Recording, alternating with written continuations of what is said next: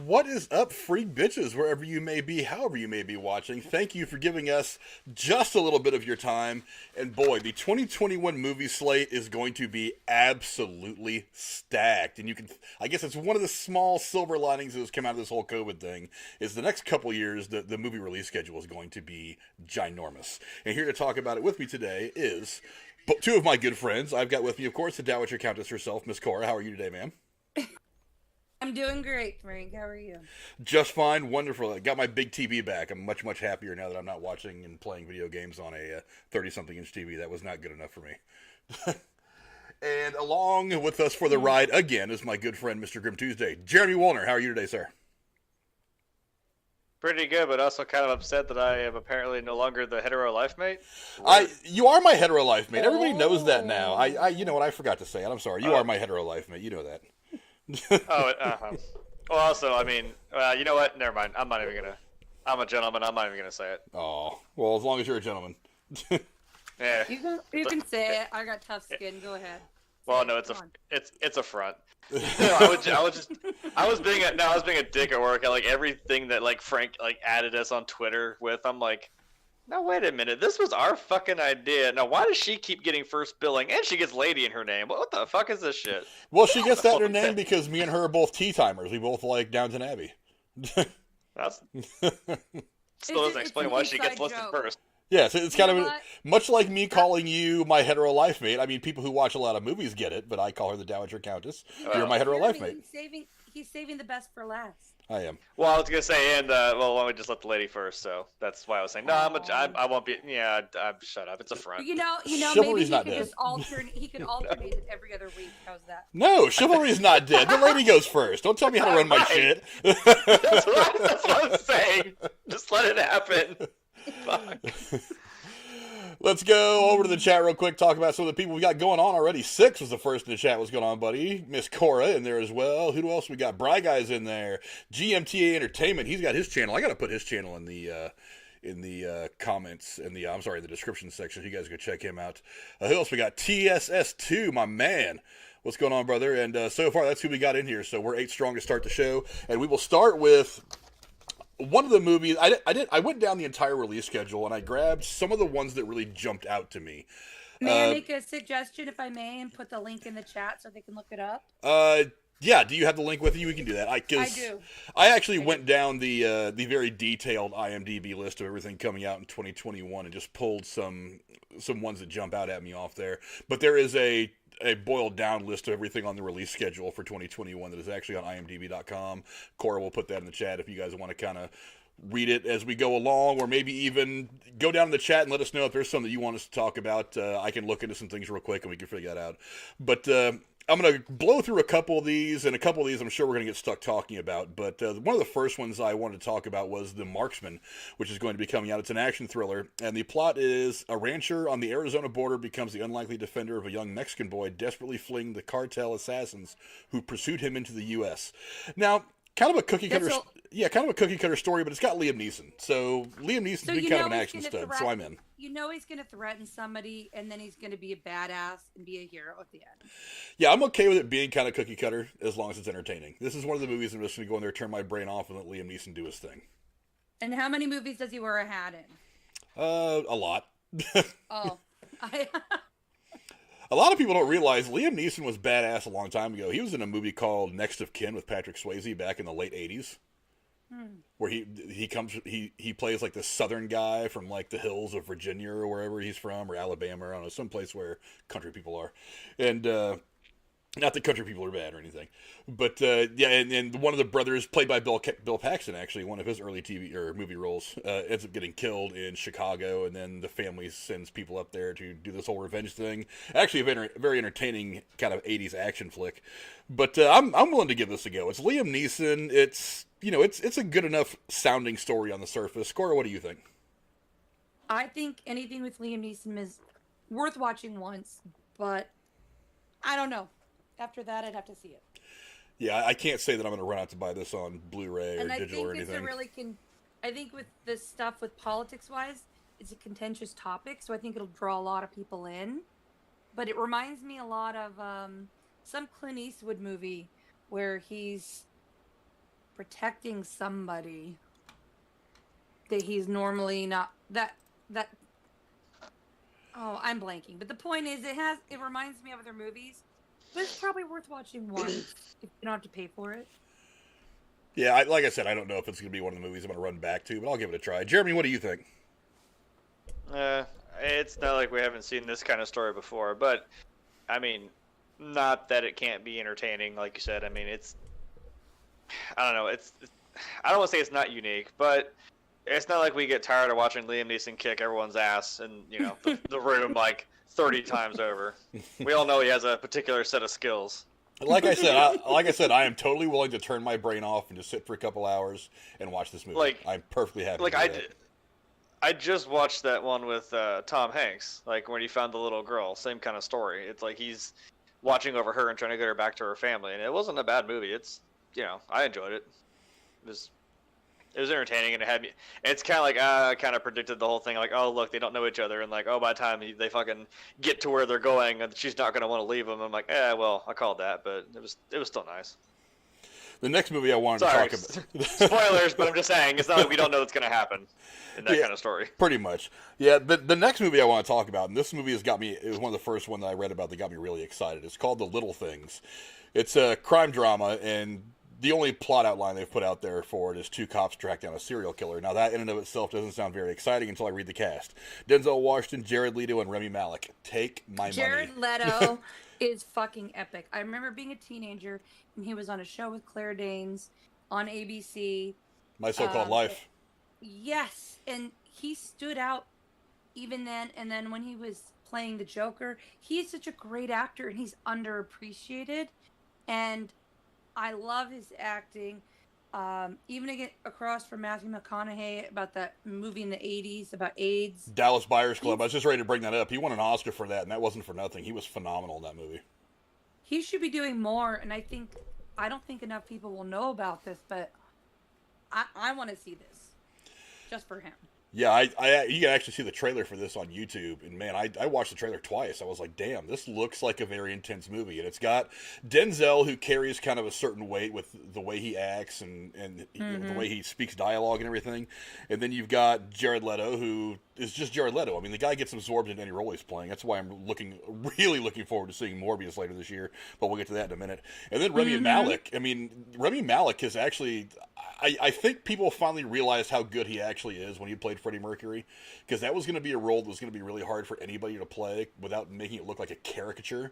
But he actually went in there, and I've heard some of the interviews that his approach about how he approached the character and everything like that, and it was really, really logical. He said, I just went out there and just tried to learn about him. He talked to people that knew him and just kind of got a feel, and he said that he was really happy one day when Brian May was on the set and told him he was doing a good job. And he was like, well, shit, if Brian May says I'm doing a good job playing Freddie Mercury, then I think I'm doing okay. And I've actually gone back and watched a little bit of the, was it Mr. Nobody, the show that he's in? Mr. Robot. Or Mr. Robot, that's it. Mr. Robot. I've watched a couple episodes of that, and he's pretty good in that. And he's also in the new Bond movie coming out. Oh, I know. That's on my things I want to talk about today. I'm so tired of waiting for that movie. That's on the list as well. Yeah, that's on the list as well. We're gonna get to that. So, and I've seen the trailers for that, and he looks pretty awesome in that. So I'm ready for a whole lot of stuff with Rami Malek in it. But yeah, this movie, I don't think it's gonna kill at the box office, but I gotta be honest, I think it's gonna be highly watchable, and I think it's gonna be really, really good. As far as awards season, what'll happen? I mean, who the hell knows? The next award season is gonna be kind of crazy anyway, because like I said, everything is getting pushed back. So this next couple of years is just going to be stacked with movies. So a lot of movies that are probably going to be deserving of awards probably won't even get nominated because of just the reality of the situation. But yeah, I'm really excited to see this one. And I mean, it's just like I said, it's a bit of a cookie cutter crime drama, but I'll take it when you've got 3 actors like this involved. Agreed. Another one I wanted to look at, Jeremy. Oh, I'm sorry, Jeremy. Did you have any thoughts about that? Jeremy's asleep.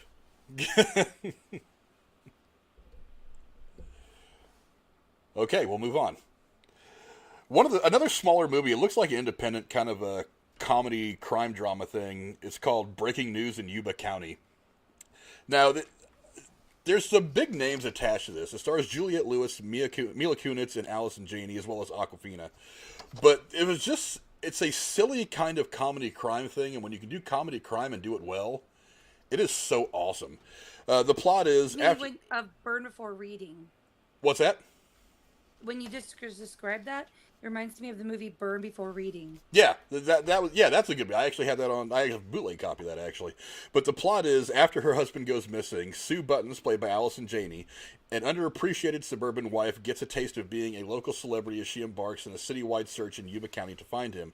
In an effort to prolong her newfound fame, she stumbles into hilarious hijinks as her world turns upside down, dodging a wannabe mobster, a relentless local policewoman, her half-sister, a local news reporter desperate for a story, and her husband's deadbeat brother, who all set out to uncover the truth behind the disappearance. Now, you can actually find the trailer to this online as well, and I watched it.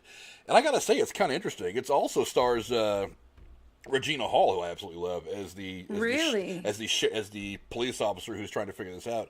Now, come to find out, watching the trailer, that her husband, either she killed him and hid him, or he died and she hid him, and that's why she's trying to keep this fame going, and she's trying to hide whatever part she played in his death. But I love these low budget independent things that depend a lot on story and acting, because that's where real filmmaking is to me, that and writing. So you're not just relying on the fact that you've got some pretty good actors and actresses, you've got a good story. So I think this is going to be an exciting thing, and I'm looking forward to reviewing this at some point. What do you think? What do you think it sounds like? Well, Jeremy's back. Where did Jeremy go? I'm gonna be honest. I didn't hear half of that, because this thing likes to just randomly cut your voice out, and I'm like, okay, well, I guess I'll disconnect and I'll just come back in. That usually fixes it. I've seen people have that problem before.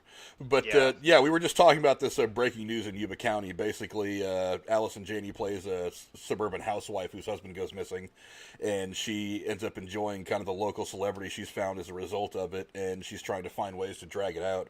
And it stars some pretty big names. I mean, it's got Juliette Lewis, Mila Kunis, Allison Janney, and Awkwafina, as well as Regina Hall. Not to mention a pretty good character actor in Jimmy Simpson, who I really enjoy. But yeah, it could be a good campy movie.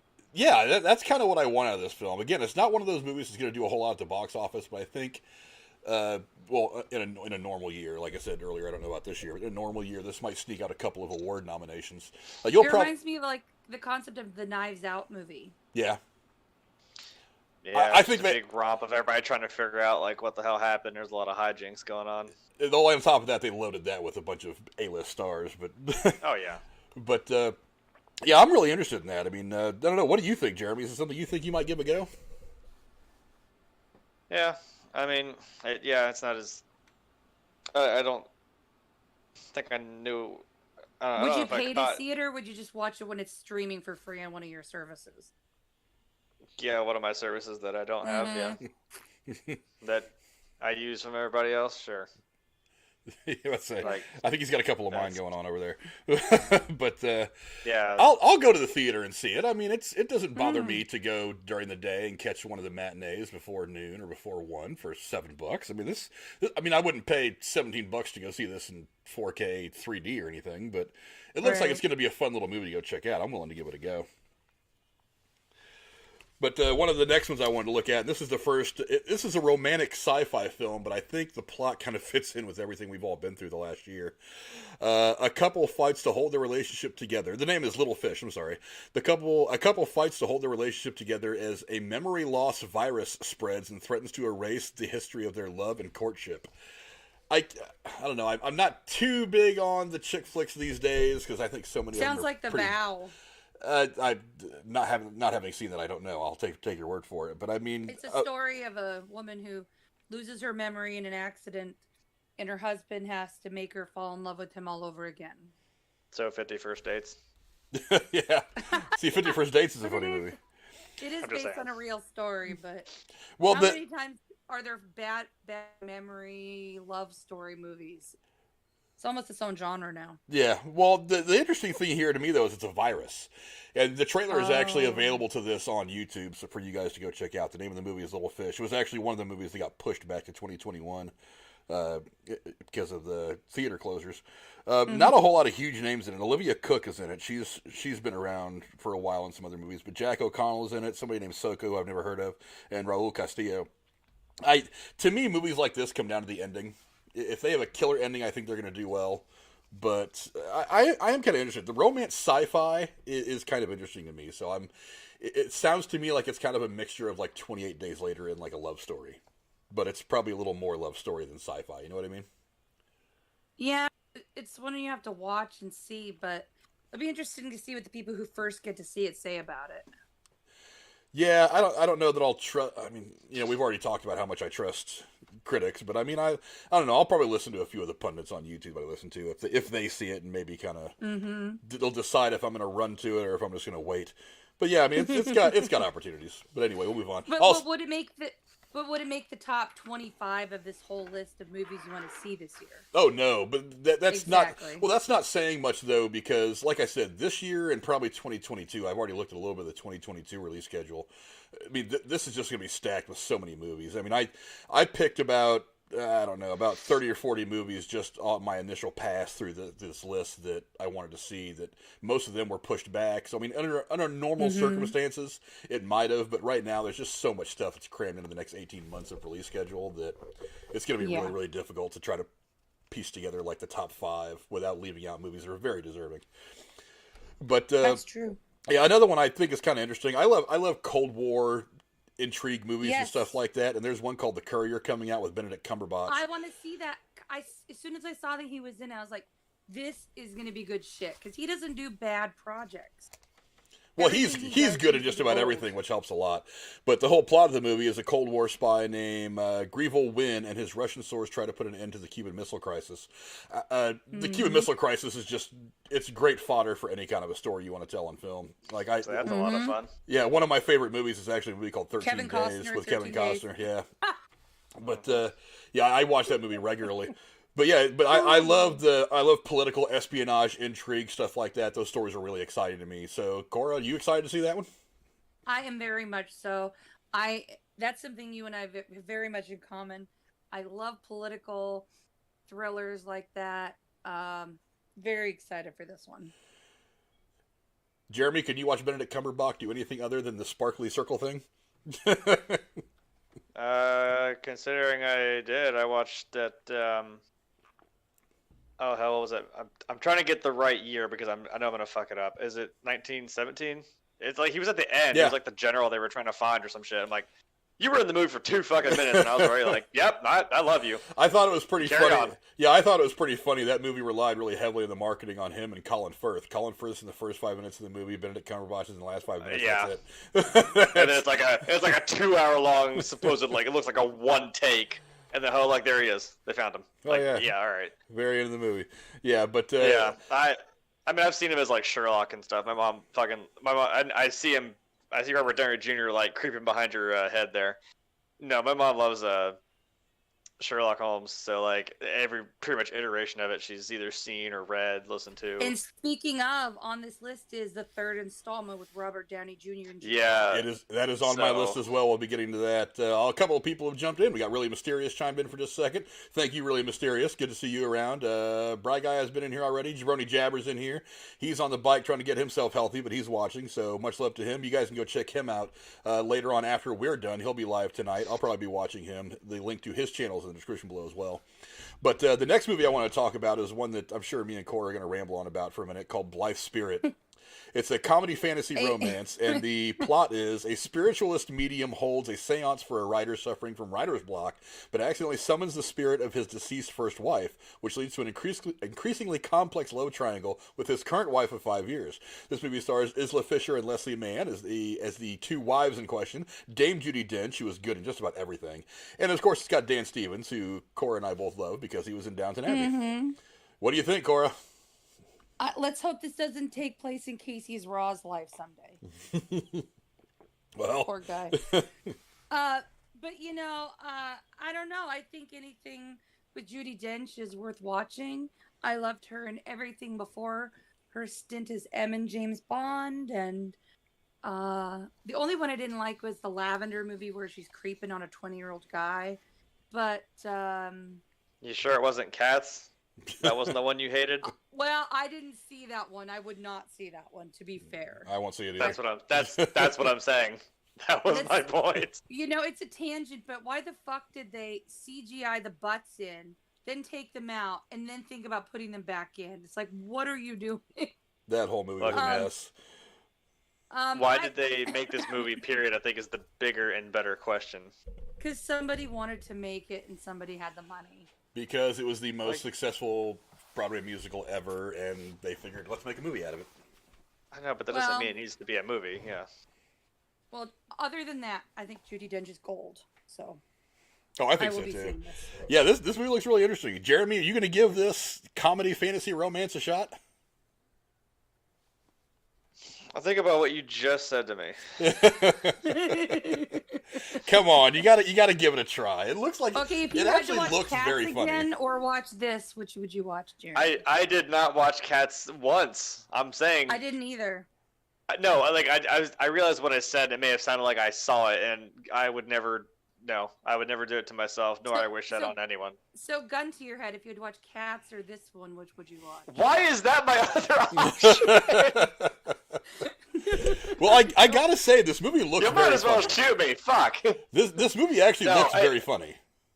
I mean, look, every time we've said something, I'm like, hey, that movie is just like this movie. That's also like this movie. That's also like this movie. I'm like, okay, isn't this like The Time Traveler's Wife or some shit? Like where she's dead or some shit, and it's like causing problems, or like or a ghost of ex-girlfriend's past. The same deal where like he's being haunted by all the other girls he's dated. Maybe, I don't know. We'll have to go see it and find out. You can go check the trailer out for this one on YouTube. It actually looks very, very funny. It looks like it's going to be more comedy than romance, which that's what makes the comedy romance stuff a lot easier for me to swallow, is when it's more comedy. Just enough romance to keep the women intrigued, keep the women involved, but more comedy to keep everybody happy. So that's going to look, that's why it looks good to me, but I'm definitely going to go check it out when it comes out. I thought you were about to say the romance to keep the women interested, and all the comedy was for the guys that got drugged there. I thought you were about to say that. Yeah, maybe. Well, I mean, it could be both. Everybody likes comedy. Yes. Yeah. Next movie I want to talk about, and Jeremy, this is going to be right up our alley, is Nobody. Have you seen the trailer for this one? I've seen it a couple times. I think when I saw Wonder Woman and something else, I think I saw it on YouTube, I was just like, whoa, what is this? And after I watched it, I'm going to once again do this again. That looks a lot like John Wick. Actually, we're doing this, huh? Actually, the director is one of the people that worked on John Wick. Actually, or the writers. I'm sorry, the writers are two of the people that worked on John Wick. They've got Bob. Yeah, they do. Yeah, Bob Odenkirk plays the main character. Marty. Yeah, Connie Nielsen is in it, as well as Christopher Lloyd and J.P. Mannix. So it looks like people say it looks like a knockoff John Wick, but I don't care. John Wick's exciting. I'm totally fine with that. No. I'm like, it seems very John Wick-esque, along with kind of like some Taken, like he's kind of like a Family Guy, but he's kind of I said Family Guy. Yeah, Peter Griffin walks in, I'll be happy. Yeah, it seems like that, like a grizzled, like middle-aged, maybe a little older than that, like dude who has like some shady past, who's like trying to make a life better for himself, and there's always some catch that like you don't get in that life and then just get out. There's too many strings still attached to that shit. It just comes back to haunt him. I mean, it's not like that's not an intriguing type of story, and it looks like it was all kinds of kicking ass all over the fucking trailer. I was like, whoa, this looks pretty intense. And then also we had to throw in it seems like, I don't know if it was supposed to be that goofy when he's like yelling at this guy to give back his daughter's kitty bracelet. I'm like, okay, it's almost like a little Deadpool. Like, okay, we're yelling about this now. It actually reminded me of that part. It's like, you killed my dog. It's like, you killed my dog. Give me my kid's kitty bracelet. It seemed like killing it was supposed a dog to be that and taking moment. a little girl's bracelet. You can replace the bracelet. I mean, you can't bring the dog back. Well, the idea is that it's his daughters. It's not the bracelet itself. It's Yeah. his daughters. That's the idea. I The guess question is do you equate the dog with the daughter? Which I don't know. I guess that's a harder question. But anyway, I don't know. Cora, They didn't come in and kill his daughter. Cora, are you going to let Dan have his guy movie night and go to the movie with him and see this? Well, I love action movies, and I'm not a big fan of romance, so they're both our movie nights. Hey, fantastic! That works out great for you guys. The next movie, the main guy, he has a very unique voice, and almost everything he does is kind of like comedic. Like, I don't ever see this guy Bob, I can't pronounce his last name, Odenkirk, ever being truly serious. Like he's always got that crack waiting, that wise crack. Well, he's in Better Call Saul, so I mean so he got his not his start, but I mean that's what he's been doing lately is Better Call Saul, and he was in Breaking Bad, so. Yeah. He's kind of got that line delivery where it's just like it's he's probably got something he's just gonna zing you with, one little line. Mm-hmm. Yeah.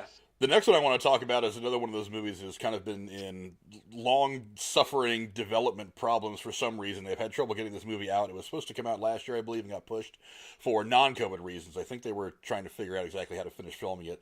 But it's called Chaos Walking. Now, this has Tom Holland, Mads Mikkelsen, Daisy Ridley, and the plot is a dystopian world where there are no women and all living creatures can hear each other's thoughts in a stream of images, words, and sounds called noise. And that's the plot. Now, what the fuck? you actually now the trailer to this is up on YouTube. You guys can go check it out. I got to admit the trailer had me intrigued. Now the concept of no, Frank, hold the phone. This movie loses all credibility for me. One of the Jonas Brothers is in it. Yeah, it depends on how serious they actually take you in the movie. Now, hold on. Now, hold the fuck on. What was that movie? It was set. I just saw it maybe last year. Oh, no, wait. I know what it was. It was Midway. I think it was Midway. Like, one of the Jonas Brothers was like one of the sailors on the ship or something like that. And it took me a second. I was like, oh, what? That's one of the fucking... And it just kind of blew me away. And he was just like... I think they were like captured or something like that, and they were trying to get him to talk, and he basically told these Japanese soldiers to fuck themselves, and they just killed him. I was like, oh, damn, dude. All right. You got my respect. Well, maybe I'm wrong then. But, honestly, have you guys seen the trailer to this yet? No. No. The trailer is up on YouTube. I would suggest you guys go check it out. It looks very interesting because because again, there's no women around, which is, problematic enough for us as guys, but also you can hear and see each other's thoughts. So if me and Jeremy are walking through some field somewhere and I'm thinking about killing Jeremy and taking all of his shit because we're all hungry and shit, that thought is gonna... One of us is walking out of that field. One of us is coming back. It actually projects in like this weird holographic thing around your head, and actually the words come out so that other people can hear it. It was the weirdest shit, and it's kind of like, wow, that's a crazy situation to be in. So I can't help but be curious about how it plays out. That and it's Tom Holland, Daisy Ridley. That would play out on Drew's show. Oh my god, or on other people's shows for crying out loud. How does obvious question? There are no women in this world. So what's Daisy Ridley doing? From what I took from the trailer, Daisy Ridley is part of somebody who's on a space station or on a spaceship that lands on the planet. I was wondering, is she like the last one or like the only one left or something like that? She is part of from what I gather, she is part of a crew that was sent to investigate or look into or do what was going on this planet, and she ends up crashing on this planet for reasons we don't know yet because I haven't seen the movie. And she ends up coming across Tom Holland's character who, whatever. Then they go off on whatever their journey brings. So who the hell knows? I mean, the trailer looks very, very interesting. This is a movie that they've been trying to get out for really a couple of years now. I think the original release date for this movie was actually back in 2018, but they had some problems doing stuff, and then Daisy Ridley's schedule problems with finishing up Star Wars. Tom Holland being wrapped up in all the Marvel stuff. It was really, they had a lot of trouble getting it filmed, but now it's filmed, it's ready to go. I think it got pushed a little bit because of the COVID closures, but this movie's coming out soon, and it looks interesting enough, so I'm ready to give it a go. Also, Mads Mikkelsen taking, Johnny Depp's role, but we're not going to open that. Box. That whole thing is a whole other thing. The next movie I want to talk about is The Kingsman. I'm not really big on prequels, but I can't help but be interested in this because I like the first two movies. In the early years of the 20th century, the Kingsman Agency is formed to stand against a cabal plotting a war to wipe out millions. It's directed by Matthew Vaughn, just like Kingsman and Kingsman 2, The Golden Circle. This one stars Gemma Atherton, Matthew Good, Aaron Taylor Johnson, and Ralph Fiennes. It's got Ralph Fiennes, so I'm happy. That guy is Voldemort. Amazing. Yeah, that guy. I don't know if I want a prequel to this movie. Phenomenal actor. Yeah, I don't know if I want a prequel to this movie, but I kind of want another sequel. If you're going to do anything with it, I'd rather you move the story forward. I'm not big on prequels because, I'm still one of those people of that generation that was scarred by the Star Wars prequels. But I can't help but be a little bit fight right now. Again, wrong generation. But I can't help it be a little intrigued by this. Okay. I can't help but be a I'm little like sitting on intrigued by the edge this. of my fucking seat. Look, I'm not saying they're good. I'm saying that's what. Yes, well, hold on. Technically, I watched the original ones, and I saw one when it came out as a kid. Now, I did, like I said, I did watch the originals. I didn't see them as they came out, unfortunately. But yes, I'm quote in the fucking prequels generation. They're not great, but like, look, okay, it's all Star Wars now. Now I'm like more of an adult, and I saw the sequels, and I'm kind of like, the prequels weren't so bad, really. Well, if you're gonna watch the other King movie later on, it might be fun to add this to the beginning if you're gonna do like a marathon. Yeah, maybe. I've never seen those movies, so I'm kind of like, well, I don't know. How long has this organization been around? Is it kind of like the butt sex thing at the end of the first one was like, all right, now we're gonna have butt sex. Like, what the fuck? Yeah. What? That part. I went to the theater with my then boyfriend's teenage brothers. It was such an awkward car ride back. You're asking all these questions. Yeah, I've always thought that. I've always thought no. that scene and that dialogue was a little out of place. But I mean, the first movie Princess. Butt sex. Look, guys, just because Quentin Tarantino did surprise butt sex in the movie out of left field doesn't mean you have to. Look, I think the first two movies were actually... The first movie was the best one. The second movie was pretty good, but not as good. But it had, Julianne Moore in it, who I love Julianne Moore. But I'm really... I don't know. I'm not big on prequels. I would rather see stories move forward rather than backwards. But if this is done right... I mean, Matthew Vaughn's back. He's directed the first two, and he's a pretty successful director overall. I'm probably going to go watch it. But the next movie I want to talk about... Do you guys like mob movies? Yes. Did you guys watch The Sopranos? Yes. Another prequel coming out. This one is The Many Saints of New York. This is a look at the formative years of New Jersey gangster Tony Soprano. Alessandro Nivola, John Bernthal, Vera Farmiga, I always mispronounce her name, and Billy Magnuson star in this one. Look, I love mob movies. Again, I'm not big on prequels, but a prequel about the up and coming young Tony Soprano. Is it going to be straight released to HBO since they kind of own The Sopranos? I think it's going to HBO Max, but it's not going to be a good idea. But it's not going to be a series. I think it's just going to be a film. So at least that's what I got out of it so far. Mm-hmm. I'm interested in seeing it again because I love mob movies. They're one of the best genres of movies that you can possibly watch is the mobster movies. Mm-hmm. But I don't know. Again, The Godfather, son. Yeah, exactly. Goodfellas. Shit. Casino. Yes. They're all fantastic movies. I loved Casino. Sharon Stone was so good in that. Yeah, they're all fantastic movies. Just good, period. So, you guys down for this? You gonna watch it when it comes out? I don't know if it's... Well, see, I didn't watch The Sopranos, so to me it's kind of just like it doesn't really mean anything. The Sopranos was a show that didn't move me much, and I got to the end of it, I'm like, why did I watch it? At times, I felt like Sopranos would have been a better movie than a TV show, or at least a shorter version TV show. But or like I also 6-episode series. I also may have been like too young to like watched it, and then like I just never got to watching it. So that might have just been my situation. Like it was out when I was like a kid, so it wasn't really my thing. Yeah, if you're still binge watching to get you through, pandemic lockdowns, then you might want to give, if there's one thing, time to do one more binge. Sopranos might be a good one, especially if you're into the mob stuff. But now let's move on to... How many seasons are there? God, how many were there? Were there 8? Or do you know? Oh, wow. It's not bad. There were at least 7. Yeah, it went for a while. But, like I said, if you're into the mob stuff, it's a good long-form mob story. What was the name of the actress who played his therapist? I forget her name, but she's fantastic. Edie Falco.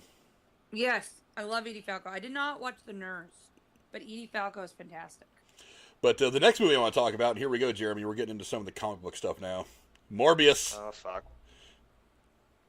Morbius, baby. What? Biochemist Michael Morbius tries to cure himself of a rare blood disease, but he inadvertently infects himself with a form of vampirism instead. Starring Jared Leto, Matt Smith, Michael Keaton, and Jared Harris. Yeah, I just take my money. I just take my money. Yes. This is one of the opening night movies we're gonna have to hit, Jeremy. I'm gonna see that first thing it comes out. I mean, that one. I'm not waiting for that one. Well, if we want to keep talking about bad taste in our mouth, remember last time Jared Leto did something that was tied to a comic book movie? Oof. Hey, I like that. It was. I honestly think he was a decent enough Joker. I want to see more of him to get a full effect. I don't think we saw enough of him to really get what he can do with the role. Whether we actually get it or not, who the hell knows? Maybe it's just because I don't want to say a purist. I'm just like, look, I understand you're trying to follow Heath Ledger, and I know this is a different iteration of it, but I'm kind of like, what in the fuck was that? I'm still scratching my head as to what the hell you were even trying to like.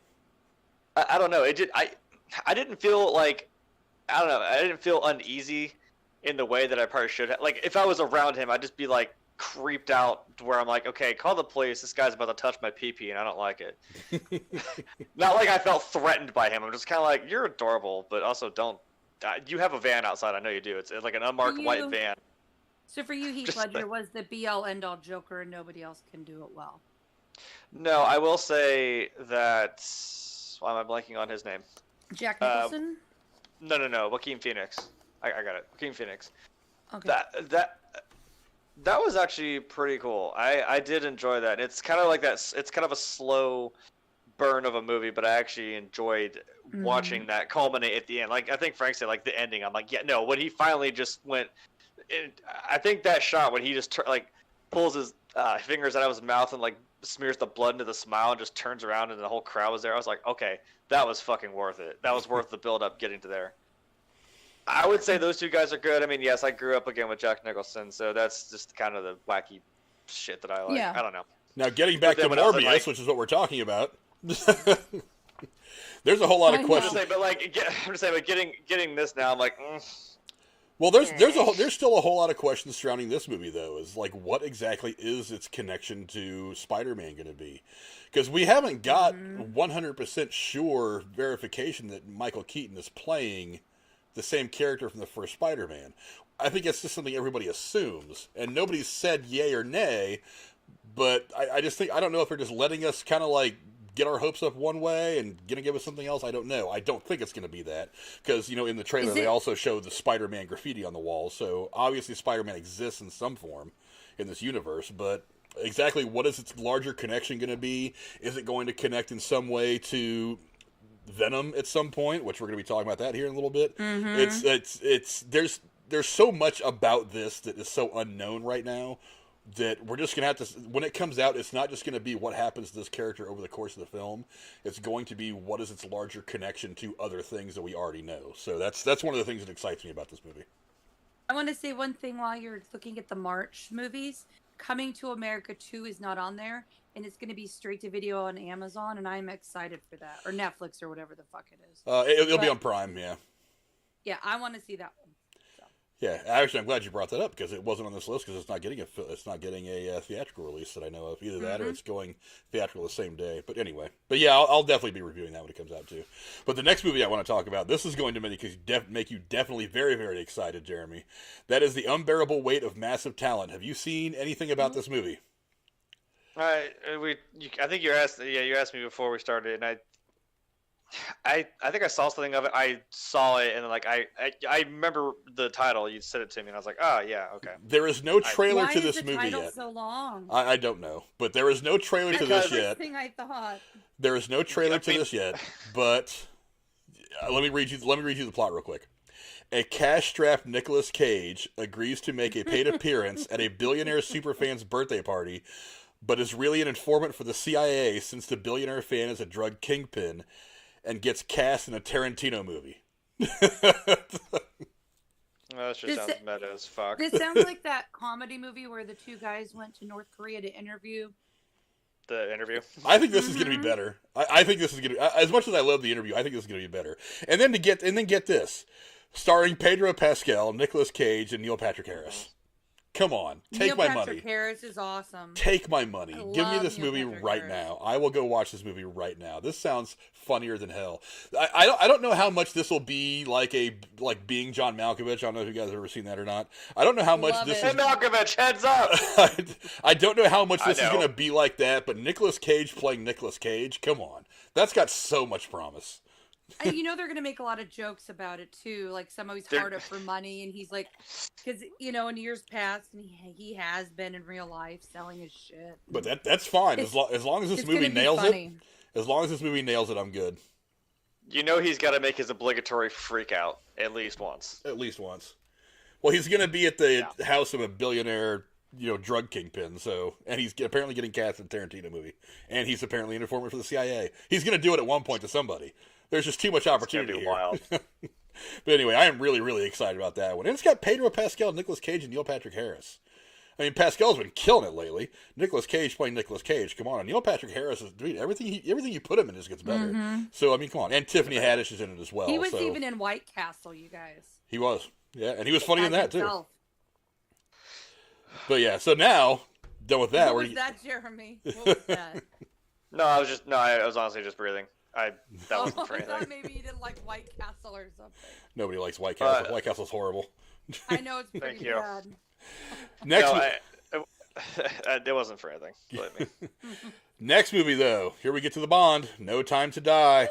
James Bond has left active service. His piece is short-lived when Felix Lederer, an old friend from the CIA, turns up asking for help, leading Bond onto the trail of a mysterious villain armed with dangerous new technology. Kind of the same thing we get from everything.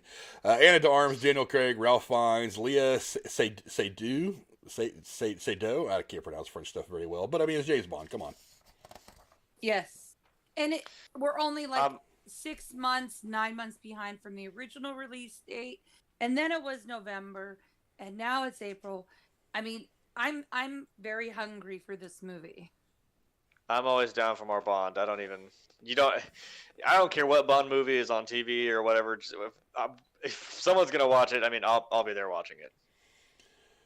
One of my favorite franchises. One of the things that's actually going to draw a lot of people to theaters, this is supposed to be the last Bond outing for Daniel Craig, and then we're supposed to be getting some form of a new James Bond at some point in the next few years. So I heard that. I think a lot of people are going to be drawn to it. It's like our version of Doctor Who. Yeah, I think a lot of people are going to be drawn to it for that. The next James Bond movie is going to be a girl James Bond, so this is the real one. As long as they get a good actor to go in there and do it, then I don't care. Right. Oh, I'm not complaining. I'm just saying this is, it's going to be a new age of James Bond. I'm all for Idris Elba, to be honest. They've been throwing his name around a lot. I think you can get a good 3 or 4 movies with him as James Bond. That'd be dope. God, that guy is so dope. But I mean, find a good actor. I was not sold on Daniel Craig when he first came out as Bond. I was like, come the fuck on. Him. I wasn't either. I'm with you on that, to be honest. So I got through the first one, and then the second one came out, and I'm like, okay, I can stomach this, and then he grew on me, and I'm a big Ralph Fiennes fan, and I love that he and Judi Dench were such prominent good characters, and I don't know her name, the very pretty African American secretary woman who plays the Penny. Oh God, her name. I'm a terrible James Bond fan, but anyway, so when you you're killing me. I know. Okay. But anyway, so yeah, I'm really excited about it.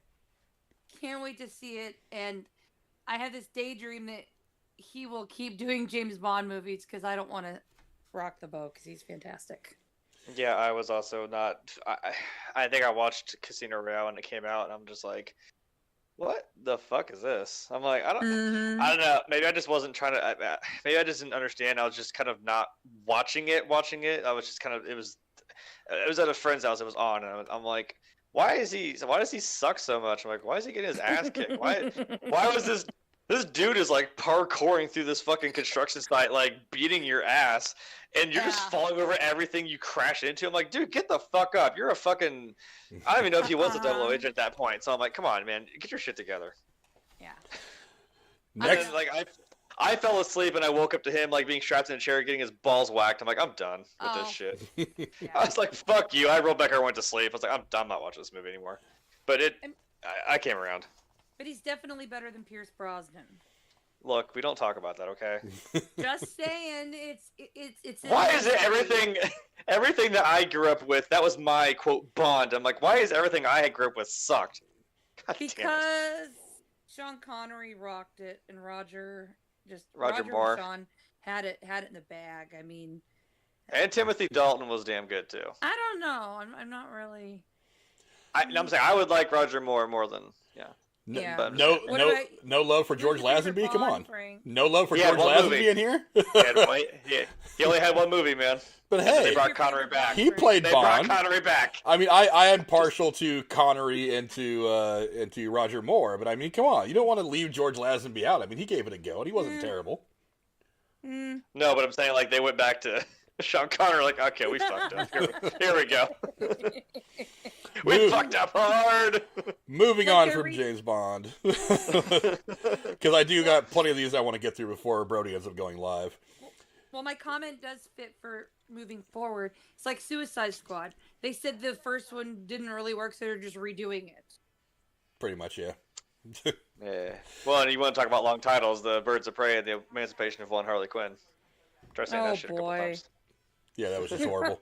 We'll talk about that here in a second, though. But we had a really long discussion a while back about video game movies, and they're giving it a go again. This time with the Mortal Kombat, they are rebooting that. Do you guys care? No.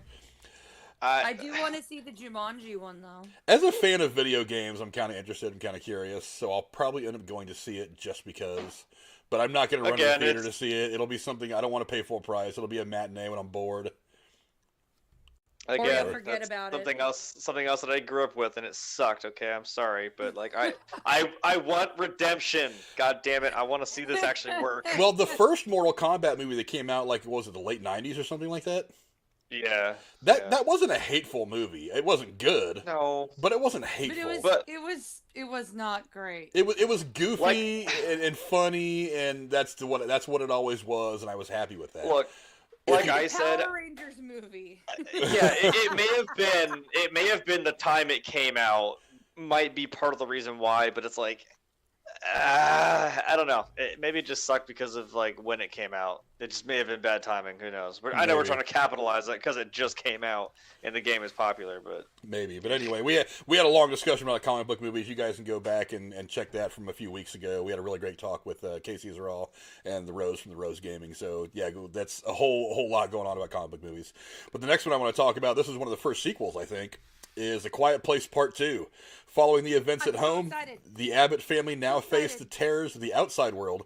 Forced to venture into the unknown, they realize the creatures that hunt by sound are not the only threats lurking beyond the sand path. Directed by John Krasinski, it stars his wife Emily Blunt, Millicent Simmons, and Cillian Murphy, and Noah Jupe.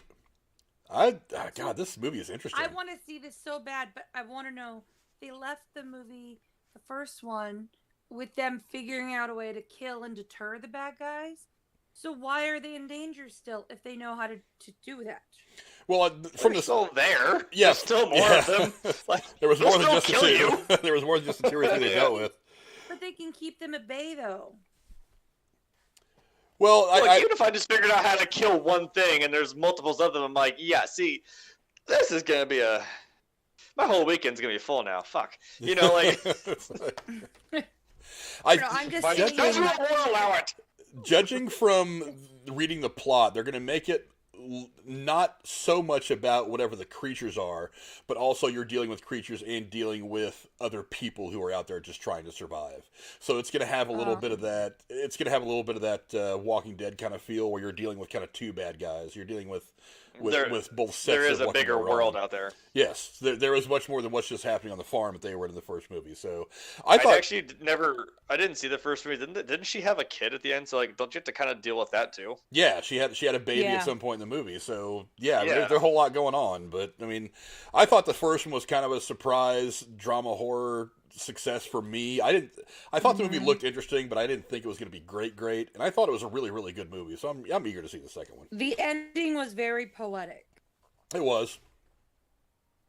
I thought it was a pretty good ending. I mean, I don't know if this is going to have the same chemistry, because I usually, when you have somebody who's such an important character like John Krasinski is in the first one, and you take them out of all the sequels after that, the chemistry kind of changes. They could do flashbacks with him potentially. Not just the chemistry between the actors on set, but just kind of the chemistry of the story overall is thrown out a little bit. So I don't know how that'll affect it. But again, he could show up in a flashback or two just as a little bit of fan service, maybe to help move the story along. Or maybe they're just going to push forward without him and say, hey, this is the life that she's living now as this mother of 3, including an infant child, and dealing with people trying to kill her and take her food or whatever. So, yeah, I mean, it's going to be interesting. Yeah, a lot of people are looking forward to this. She's a mother of 4. Yeah, 4. Yes, 4. Oh, that's right, the one kid. Oh, yeah, that one. The one kid who died before the movie. But well, now, Jeremy, this is one that I think we're going to be very interested in. This is called The Asset. This picture follows Anna and Rembrandt, 2 of the world's premier assassins who share a mysterious past from Vietnam. For years, they traversed the globe competing for high-profile contracts, but when Anna's mentor, Moody, is murdered, she and Rembrandt must form an uneasy alliance to return to Vietnam to track down his killer. Starring Samuel L. Jackson, Maggie Q, Michael Keaton, and Robert Patrick. There is way too much talent for this movie not to be pretty damn good. You didn't even have to tell me. You could have just told me who was in it, and I would have just said, yep. I'm good. Maggie Q plays Anna, and Michael Keaton plays Rembrandt. And Anna's mentor, Moody, is played by Samuel L. Jackson, who was the one who was murdered and sends them down this path. And he's on the list elsewhere with the Hitman Wife's Bodyguard movie. Yes, that's on the list at some point, too. We'll probably go into. But yeah, I mean, there's just way too much talent for this movie not to get a look. I have a feeling this could be one of those movies that ends up kind of accidentally blowing up right in the middle of all this whole stacked year. This could be one of those movies that really jumps out ahead of people. What do you guys think? I think Jeremy's exactly on point. Yeah, there's just these names. I mean, when you get names like this on a cast list, it's over. I'm buying the ticket. Yeah, I'm cool with that. I'm trying to turn over a new leaf. I don't want to be like, that sounds like a movie I've seen before. But well, every movie is probably a movie you've seen before. The problem is not all movies are done well. So when you can take an old story and do it well and throw in a bunch of talent at it. Well, I have a Samuel L. Jackson movie that was never done before and probably never will be done again. Snakes on a Plane. Yeah, there's probably a reason that movie will never be done again. Look, man. My brain tied that to, what was it, Deep Blue Sea, where he just got fucking annihilated by a shark out of nowhere. And then it made me think, oh wait, yeah, we made a fucking movie with tornado sharks. So rolling into the summer months where we're going to see some of the big blockbusters. The first one that's on my list for this is going to be Black Widow. We don't need to go talk too much about it. We all know who's in it. This movie is supposed to come out, this movie is going to come out about a year later than what it was scheduled to come out. And again, one of those movies that was pushed because of the theater closures. Black Widow. Godzilla versus Kong in May. That one to me looks good. That's a big blockbuster action movie. Yeah, Black Widow's, I mean, honestly, I'm curious to see how this fits into the larger MCU. I don't think it's a fantastic idea going back to between the events of Civil War and Infinity War to tell this part of her story. I figured you should have done this movie probably 4 or 5 movies ago. But whatever, it's Marvel. They haven't done a whole lot wrong yet, so I'm going to go with it. I just don't know what they're going to introduce other than Florence Pugh's character, who is supposed to be taking a bigger role in a couple of the Marvel projects going forward. I know she's going to be in Hawkeye. She's going to be in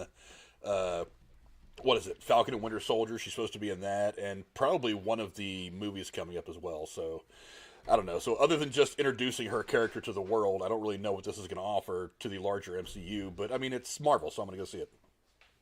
It could have still fit in somewhere before we did all this stuff, but I mean, I don't know. It's kind of nice, and also everyone's kind of probably still a little upset that she's gone. So let's see more of her, please. Lots of characters die. It's like, I'm just saying that was kind of heartbreaking. You and I discussed that scene. Yes, between her and Hawkeye. That shit. I absolutely do think that scene where they get the Soul Stone is one of the most underrated scenes in the entire MCU. I don't think people get what the depth of that scene. I even felt like I was kind of feeling uneasy with it too, like with the 2 of them, because they're like, yeah, well, we know who it has to be. Yep. I'm like, who? Which one? Don't. What are you guys doing? And I was like, oh no, don't do this, please. But obviously we're ready to see that movie come out. Another movie that has been kind of in developmental hell for a while, but ended up finally getting made, and it sounds really exciting. And Cora just mentioned it, is Godzilla versus Kong. I'm ready to see this shit. The epic next chapter in the cinematic monsterverse pits two of the greatest icons in motion picture history against one another, the fearsome Godzilla and the mighty Kong, with humanity caught in the balance. Millie Bobby Brown is going to return for whatever role she played in the last movie, along with Alexander Skarsgård, Kyle Chandler, and Isa Gonzalez. I just want to see this movie. Me too. I want to see the modern telling of all this. Yes. I'm not going to shy away from like classic monster movie like Throwdowns. Like, come on, you got Godzilla and fucking Kong. The movies that who wouldn't want to see that? Yeah, the movies that exist in this have been really good. People have been following these kind of stories since the 30s and 40s. I mean, oh yeah, there's so much lore behind it, long before Marvel and fucking Star Wars. I mean, this is like deep-rooted fandom. So bring it on. These are the OGs. Like speaking of Godzilla, I was in the break room. They have like this old something was on the TV, and I had my back turned, and it's just I knew that sound, and you know exactly what sound I'm talking about. I was like, that is Godzilla. I heard that. I'm like, and it's one of the old ones. And I'm like, oh, I just turned around. I'm like, oh, I'm in it. Let's go. I know it's a guy in a suit, but I'm in it. Every time I hear the ones that are in Japanese with the subtitles, I fucking still love them. Oh yeah, right. It's fun. They're still wildly entertaining. Hell yeah. I've actually really liked these Godzilla and King Kong movies that have come out the last couple of years. I mean, the Godzilla movie a couple of years ago wasn't too bad either. It was okay. I mean, it was kind of its own contained little thing. I mean, it was made by the people that made Independence Day. It was obviously going to be more show than anything else, but it was entertaining. It came out when I was growing up. It's okay. You can say it was bad. No, it was okay. No, I liked it. It's not a bad movie. Yeah. It was. It was. I mean, for what it was, you know, again, because there's been iterations of it, like you said, since like the 30s and 40s, man. So like, Godzilla. Yeah, having like at least at that time, I guess, more of a modern, you know, movie of it. It's nice to see. Yeah, I hope you do a review for that one, Frank, because I want to see that when it first comes out. Oh yeah, that's one of the movies that's on my list of opening weekend. I will go see that I will go out to the theater to see that, and I have very few movies in the next year that I will go do that for. Oh, James you know Bond, he's. This. You know Godzilla's gonna do the roar, and you want to fucking see and hear that shit in a theater. Oh, I want to feel the rumble of the fucking speakers in the theater and feel my seat move. I'm like, it's an experience. You're gonna want to fucking feel that. Yeah. Yeah. You know, one of the movies coming out is going to be kind of a weird action-adventure, comedy, sci-fi weird thing. I don't even know what the hell this movie is, but it looks like it's going to be fun. And that's Free Guy. A bank teller discovers that he is actually an NPC inside a brutal open-world video game. Starring Ryan Reynolds, Taika Waititi.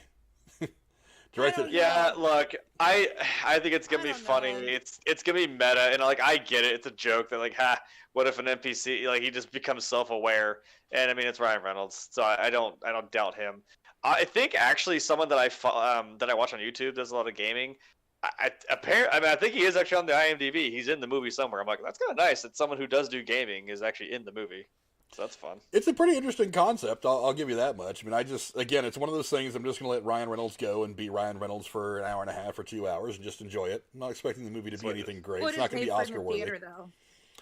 I watch it when I'm drinking, eating pizza in my living room on a Friday night on a streaming service. Yeah, if I have a Friday during the day to kill, I might pop over and watch this in the theater. But like I said, I'm not going to go brave the theater crowds on a Friday night or run out opening weekend. Not the same week Godzilla comes out, though. Is it coming out? I don't have the release dates on my notes. I didn't put them on there. It says here the week of May 21st, Godzilla comes out the same week.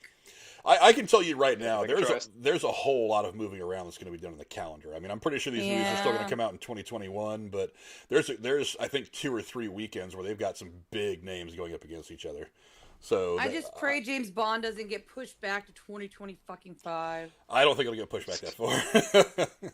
I think that movie's coming out at some point. But the next one coming out, if you're a fan of the Saw franchise, you're going to be getting another movie in that one. It's going to be called Spiral from the Book of Saw. What? Nope.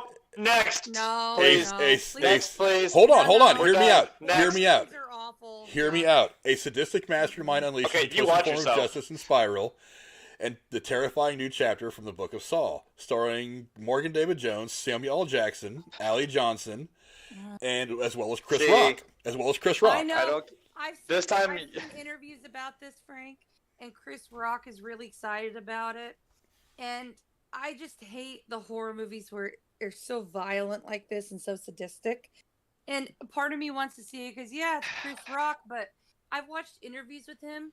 There's nothing funny about it. He's literally just stepping into the role of a random horror film character. There's nothing Chris Rock about this. He just happens to be doing something different with this movie. See, this time you said Samuel L. Jackson, I'm kind of like, Nah. Can you just make an edit where it's just Samuel L. Jackson scenes and not the rest of it? Is that what you want? If Samuel L. Jackson plays every character, fine. I don't really care if there's a plot involved. I just want to see Samuel L. Jackson say the word motherfucker every 10 minutes and I'm fine. To himself? That's fine.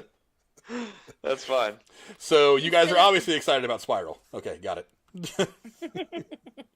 Oh, you couldn't tell? Should I have been more vocal? Are you going to see it, Frank?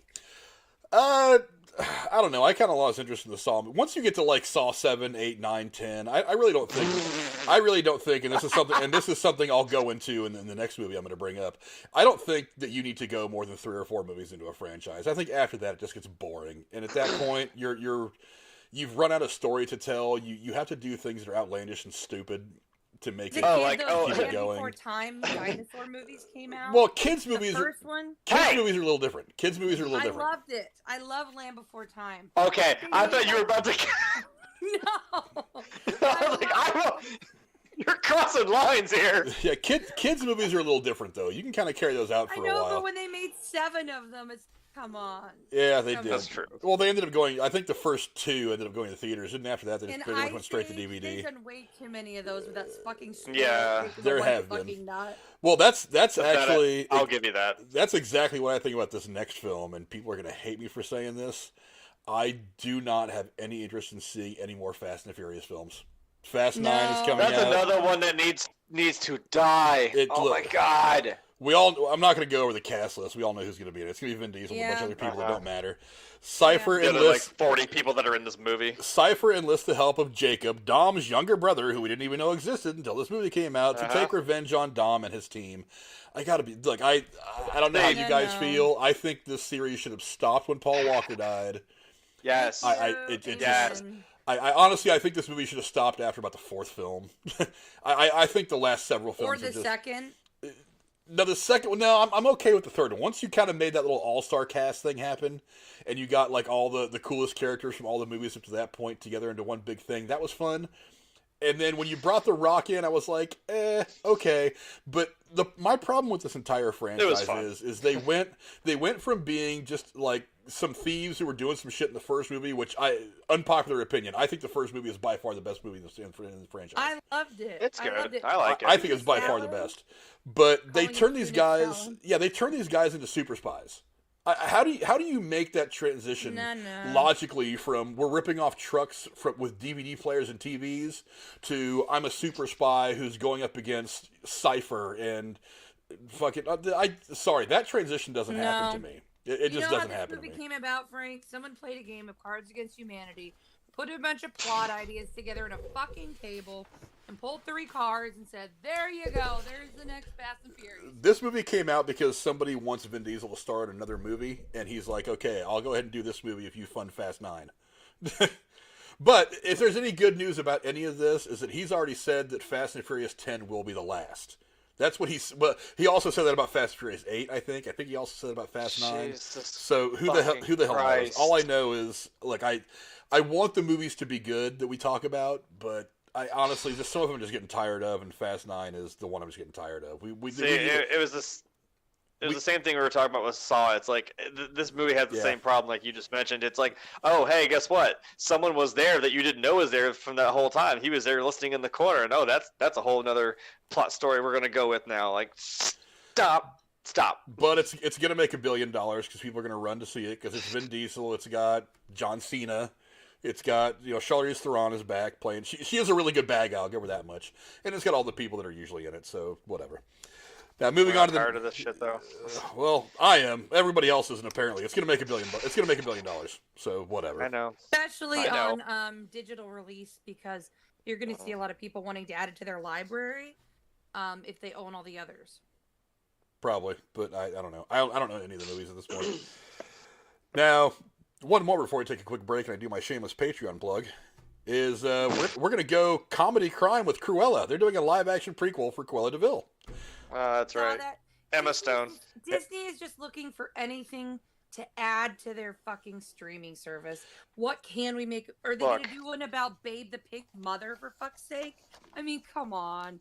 I don't know. There's only so much background ones they can do. It's all about writing to me. I mean, it's not like there's not talent in here. It's got Emma Stone, Emma Thompson, Mark Strong, and Paul Walter Hauser. I'm okay with that. I'll stop you after Emma Stone. I'm weirdest. Like that's my well, if we're talking about lists, she's at the top. Isn't she great in Easy A? That is okay. Yes, that is like my favorite movie. Yeah, love that movie. Of hers, I'm saying of hers, yeah. Look, I don't really have a problem with them doing a movie like this. I mean, one of the things that me and Jeremy like about The Mandalorian is the fact that and we talked about it a lot on the reviews we've done, is they're getting away from the core of this Star Wars universe and going out and telling stories from the peripheral, from all these other characters that are always there in the background and have their own rich stories. So why not go and go after some of these? Why can't Cruella have her own rich backstory that we can go tell? I mean, we all know who Cruella de Vil is. We all know who Cruella de Vil is, but I mean, how did she become Cruella de Vil? How did she get to the point where she hooked up with those 101 Dalmatians in the first place? There's a story to be told, but it's all going to be about the writing. I mean, you've obviously got a bunch of talent involved, which is great. You can never go wrong adding talent to a movie. But it's all going to come down to the writing and kind of, the story that you tell. Would you see this in the theater? Or is it only going to be on Disney+? I think it's going to go out in theaters. I'm pretty sure. I don't know off the top of my head. But I mean, look, if I got a Saturday free and, my daughters want to go watch the movie, I'll take them to go see it. I mean, I don't have any problem sitting through it and seeing if it's any good. Maybe I'm being too hard on it. I just think that Disney's maybe the movie will surprise me. Who the hell knows?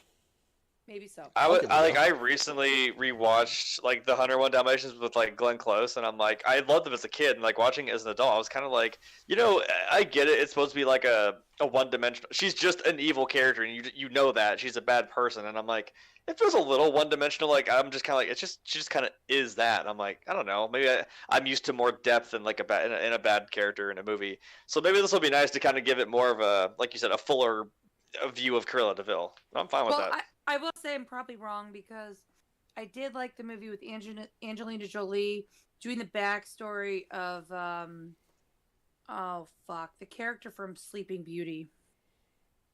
Oh, you're talking about Maleficent? Oh, Maleficent? Yes. Mm-hmm. Yeah, that bitch that turns into a dragon. that was done well. I'm not gonna lie. Yeah. So maybe this will have some success. So we'll see. Like I said, I'll give it a watch. I'm a sucker for anything Emma Stone. I have a weird thing where I'm like, I'm going to watch and own all of her movies. Just don't question me. Shut up. I'm not questioning you. She's very pretty. She's very smart. She's a very good actress. I saw and bought Zombieland purely on the fact I was like, oh, I knew who Woody Harrelson was, but I was like, who's that hot ass redhead with the chains? I'm sold. Thank you for mentioning Woody Harrelson. On this list, there's a movie with Woody Harrelson in it. Oh, let me find it. And I don't think Frank talked about it. I still got plenty of the list to go through. We ain't done. Okay, then I'll find it if you don't mention it. But he's in a movie. Fuck. Wasn't he also supposed to be doing Carnage? That's going to be coming up here in just a second, yeah. Yeah, okay. Because I know that's supposed to be coming up, and I'm so fucking excited. Well, now that we've finished most of this list, let me take a minute for my shameless plug. And yes, Nikki P, I am wearing a Demolition Ranch from Matt Carricker. I'm actually making some targets that I'm going to send to him at some point this spring. But now I'll take time for my shameless plug. If you guys want to support me for just $5 a month on Patreon, you can win $25 in free movie tickets that I give away every month. Today I'm giving away $25 in free movie tickets. I already know who's going to win, and I may as well just announce that now, but I will after I finish the plug. If you go to that website down at the bottom, the patreon.com/theharshtruth, support us for just $5 a month. You can get $25 in free movie tickets every month. Now, with this pandemic hopefully becoming a thing of the past very soon, as theaters start to open more, we can go support theaters, especially theaters like AMC. Again, we need to support not just the movie production companies, but the people that are working in these theaters. the kids that are working the box office and the concession stand, the management there, they're all just trying to make ends meet, and we need to go out and support theaters as soon as we can, as soon as they get reopened. And I'm going to help you guys do that by giving you $25 in free movie tickets every month. All you have to do to enter this drawing once a month is go support us on Patreon for $5 a month. That's all you have to do. I'm not really you guys can give more, it's fine, but for a minimum of $5, you're in the running for all this. And to be absolutely honest, there's only really one person that can win this month, because I don't want one person to win it 2 months in a row, so that disqualifies Drew, and I pay for all of Jennifer's movies anyway. So Lady Cora is going to be the winner of this month. There's no point spinning the wheel, because they are the only three that have signed up for the Patreon so far. So if you want to support the channel and get your name in the running for $25 in free movie tickets every month, you guys can go do that at the link in the description down below. Hey, $25. I mean, that. Honestly, if you go to the movies the way I go to movies, you can go watch 4 or 5 movies for that. Or, it's one night at the movies for you and a date. So, yeah, one night at the movies for you and a date. Most of the night, anyway. So, yeah, it's just go support the channel and, in turn, help support movie theaters as they start to get back to regular business as usual. Plenty of movies coming out. We're in the middle of talking about them all right now. And the next movie that we're talking about, real quick, is a movie called The Samaritan. This is a very interesting one. It's a superhero movie that's not really a superhero movie. A young boy learns that a superhero who was thought to have gone missing after an epic battle 20 years ago may in fact still be alive. The movie stars Sylvester Stallone, who plays, I'm guessing, the superhero. Now, there's no trailer for this on YouTube just yet, but I have found some set pics and stuff like that. It looks interesting. I'm down for anything Sly Stallone. I think Sly Stallone's fantastic. But this movie, I don't know. It brings a little bit of this Hancock vibe from several years ago with Will Smith. Okay. Something like that. I don't know if it's going to be if this is going to be kind of like what Joker was with Joaquin Phoenix, more of a character study rather than a straight up superhero comic book kind of thing. I'm kind of hoping it leans more towards that. But maybe it's his character from the Spy Kids movies. It could be. Who the hell knows? Could be a weird crossover. But yeah, I'm really interested. It's a very interesting premise, and Sly Stallone usually does pretty good work. So, Jeremy, what do you think? Is this something you might go check out? I mean, yeah, it sounds interesting to me, and also seeing Stallone do that. I can't just see him as anything other than a Superman, Mr. Incredible type, because I'm he's giving me some super strength, badass, I'm gonna try to refrain from Rocky Balboa jokes, but Have you watched him in Spy Kids? You talking about when he was the toy maker? Mm-hmm. I mean, he didn't give a shit and just fucking went for it, and it makes me laugh harder because I'm just not he's trying, but in a bad way trying. I'm no, he's doing it, and he plays 4 different versions of himself. I'm I don't even care. This is fucking awesome. Why is he arguing with? He even says that, why am I arguing with all of you since you're all me? His costuming was just so comical. I mean, I know that's the gist of the movie. I'm sorry, I'm making a tangent. No, it's fine. It was funny. But yeah, hey, you know what? Maybe we'll see a backstory with him and Antonio Banderas. Khan. No, Khan, the grandfather, because they were they were yes. friends. Remember? Dude, oh, that's that right. Would be Ricardo Montalban. Yeah. Maybe. Fantasy Island. Yeah. So, getting a little deeper into the summer movie season, we're getting another movie that we should have gotten, probably almost a year ago, and that is a big sequel that has been a long time in the works, a long time being talked about, Ghostbusters Afterlife.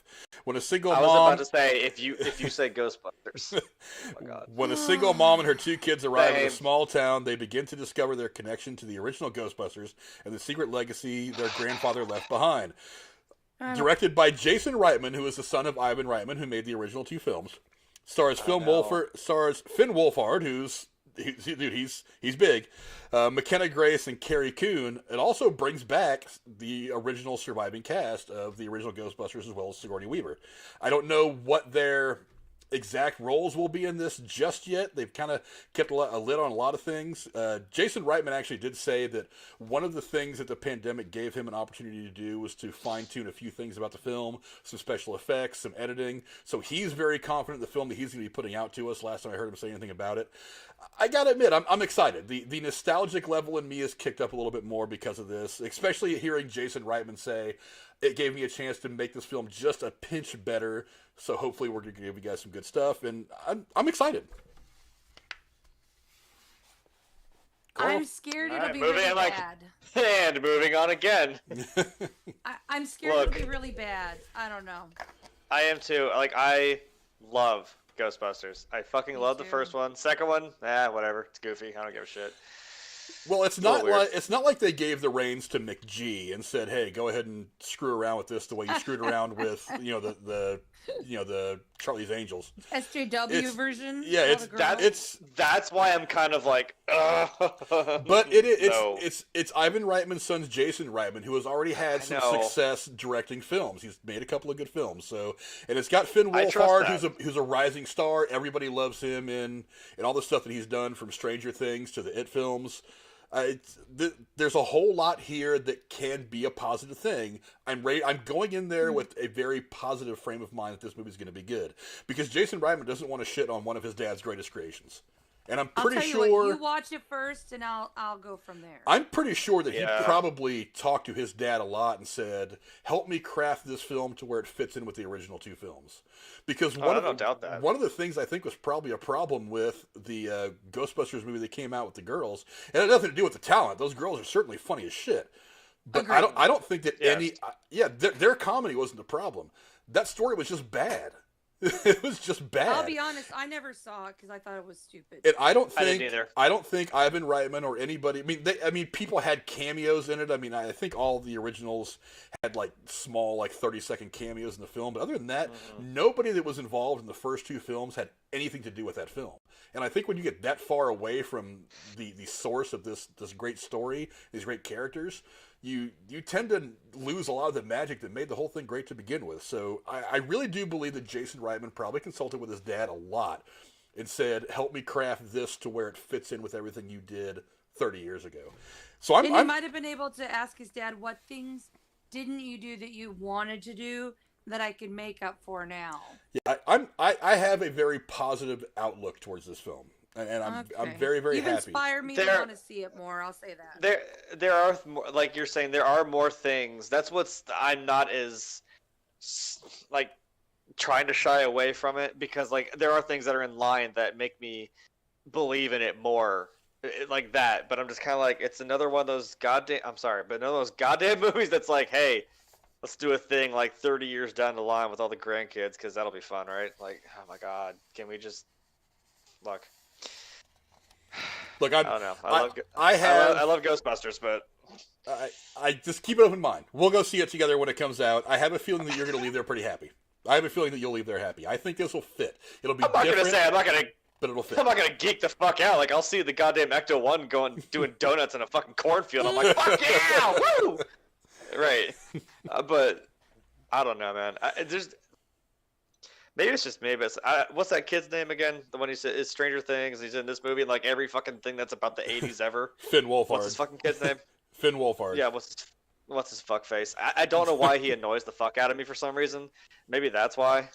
That's just my unpopular opinion. Oh boy. Don't hold on. I did not say he was a terrible. No, it's just.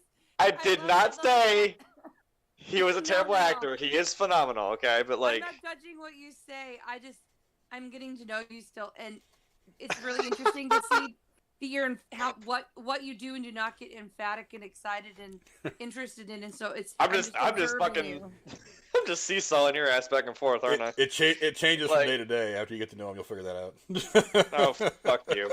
No. So I'm not judging what you say. It's just really interesting to see how you react about movies and your passion about it. Yeah, it's a weird. Like I said, this is a situation. I'm like, I don't know. Like I said, I love Ghostbusters, but I'm kind of just like, I don't know. I'm just saying, maybe it's like just break out a little bit, kid. Like, I know you've done things outside of like, hey, what's something that was like said in the 80s that we can do that we'll just always give this kid, like fucking Stranger Things, this movie about the Ghostbusters. I'm like, okay, like he was in like a trailer for like some horror movie recently, and I was like, whoa, shit, okay, I see you. I don't know, maybe just do more of that. And my concern is, do I really want this Ghostbusters movie to be the last Ghostbusters movie I see if it's going to be bad? Well, we don't know yet if it sets up for a sequel. So we were kind of thinking that with the the one with the women. It's like, And that's why I we're, didn't we're see doing it. this. Yeah, no, I didn't either because it was trying, like Frank said, it's trying to ride. It's like it's supposedly tied into the original movies, but there's nothing that ties it, and you're just kind of like, well, this just feels detached, like you're just trying to ride off the coattails of that, but still make. It's like going too far with your point of like, hey, look, it's all women. I'm like, great, but like you fucking just doing that, and so you fucked up this franchise that people love. I am a little concerned about the setting of the film. I don't know how out in the country, like in my backyard, in the middle of fucking nowhere, Midwest. I'm not saying that they're not going to end up back in New York at some point in this movie, but the New York, New York, it's one of those cities that, in and of itself, when you base the movie in New York, the city is one of the characters, and New York is a character in all the films, in all three of the films that we've seen so far, and even in the cartoons and stuff like that, the animated stuff. New York itself is a character in a film. It's just one of those places. So setting this out in the cornfield, I don't know if everything they showed us is just for the first couple minutes of the movie, and they end up kind of moving everything back to a more urban setting, and that's kind of where we're going to get most of the film. But who the hell knows? So the setting is going to change. I saw it, and I'm kind of like, okay, but like when I love the cinematic shot of the a door is opening up, you see the Ecto 1 plate, and I'm like, okay, but like, how did that thing get from New York to there? That was my question. I'm like, okay. I'm like, okay, well, maybe if you explained how the fuck that thing ended up there. Well, Jeremy, I don't know how to tell you this, but cars drive. Well, he could have put it on the back of he could have towed it there. I mean, who the hell knows? I wouldn't have taken that thing from New York City to bumfuck nowhere, okay? That's well, weird. You're not one of the characters in the movie, but let's move on. Because there's another movie that we need to start talking about, and it's another one that we don't have any plot details for yet, but it's going to be big in the way that it affects a lot of movies on down the line, and that's Venom, Let There Be Carnage. The plot is completely unknown. All we know is it's a sequel to the 2018 film, which was a big surprise. Now, Andy Serkis did come on to direct this one. Word is that he's done a pretty good job from some things that I've read in some of the trades. It stars Tom Hardy returning as the main character, along with Michelle Williams. Woody Harrelson is playing Carnage, and Naomi Harris. Here's my money. Take my money. Give me my tickets. I want to see it like now. I said, you don't need to tell me anything else. I'm sold. I have wanted to see Carnage since I was a kid. God damn it. Tobey Maguire movies were coming out, and I'm like, oh God, I want to see Venom. I want to see Carnage. And then, I got Venom with Tobey Maguire, but we don't talk about that either. I'm just... Well, they even said that was Topher Grace's whatever version, that his was supposed to be that his was supposed to be kind of an amalgamation between Venom and Carnage. And I'm like, no, you gave me Venom. You didn't even give me a good Venom. You just gave me Venom. I guess it wasn't terrible, but I mean, it wasn't the Venom that I wanted. Tom Hardy and what they did with the last movie gave me the Venom I wanted. I don't know about making Venom an anti-hero or even more of a hero because he's always been the bad guy, but I like the first movie. I was iffy on it because I was one of those people that was like, how do you do this without Spider-Man or even Peter Parker? How do you do this on the other side of the country from New York and do it in San Francisco? There was a lot of things that I was kind of like, how are you going to make all this fit in this character, which has always been one-on-one with Spider-Man, but they did it. They pulled it off. They made it a really good movie, and so I'm eager. I mean, Andy Serkis, they called him in to do a good job. From what I've heard, I mean, I've heard things about the movie that are good, but I still want to see it. They haven't released anything about the plot yet, which I don't know if that is because they're trying to be over-secretive or if it actually reveals something. They just don't know what they're fucking doing yet? Well, no, I think it may. I think if they let too much about the plot out, that it may reveal what its connection to the larger universe might be. So now, I'll say this about the first Venom movie as someone who's not a big comic book person but loves the movies. I absolutely was blown away by the CG about how the goo goes over him and how they balance doing his own voice and the Venom voice and their interactions with each other was fucking fantastic. It was just done so well. It was so believable. I didn't even think for a second, oh, this is a movie. Oh, this isn't real. It was just fucking perfect. Yeah, it was. It was a really good movie.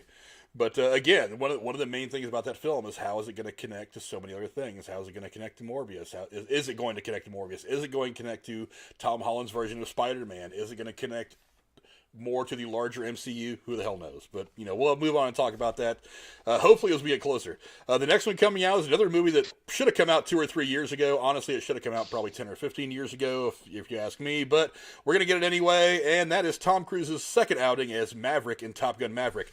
After more than 30 years of service as one of the Navy's top aviators, Pete Mitchell is where he belongs. We're going to go at it again, aren't we? Pushing the envelope as a courageous test pilot and dodging the advancement in rank that will ground him. Love it. Directed by Joseph Kosinski, Tom Cruise, Jennifer Connelly, Val Kilmer, and Jean Louisa Kelly star, as well as the one kid who's going to be playing Goose's son. I forget his name. Miles Teller. Miles Teller is the kid's name. I loved this movie when I was a kid. I loved the soundtrack. I loved the acting. I'm not a Tom Cruise fan, but man, that movie Top Gun is just a cult classic.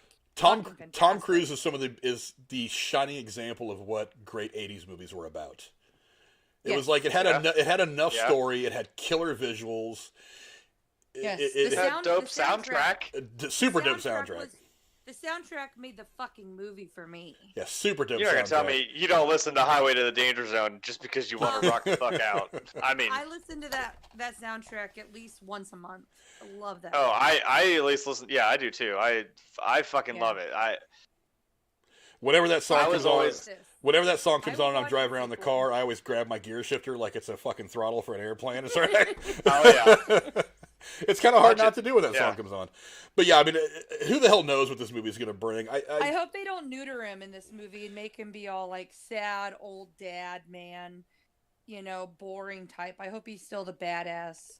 Well, I feel like he's still kind of going to be like the Maverick that we know. Just he's got a little age on him, but he's still the same kind of guy. Like Well, I don't doubt it. The idea that I've gotten from it, just watching some of the trailers and reading this plot, is that he's trying to hold on to his years. So this might be to a little bit of his youth. So that might be the main contention for him in the movie, is not flying up against enemy pilots and MiGs, is dealing with the fact that he's 112 years old and maybe they don't want him flying $25 million aircraft anymore. I thought he was going to be like a... But he can still kick ass, man. I thought he wanted to stay behind to be an instructor. He can kick ass, but it's not about him. It's his character. So this isn't about Tom Cruise. This is about Maverick. This is about Pete Mitchell. No, that's what I was saying. Like, this is him, yeah. So the question is, where are we going to find his character at the end of all this? He gonna be on the highway to the danger zone. I don't know. I mean, we're definitely going to see. That's supposed to be coming out, I think, late summer, as I recall. Like she said, I'm not like a fan of Tom Cruise as a person. Now, as a like doing his own stunts, like I give you full credit. That's amazing. Keep doing what you do. But I do fucking love Top Gun. I mean, yes, Top Gun. I love that movie.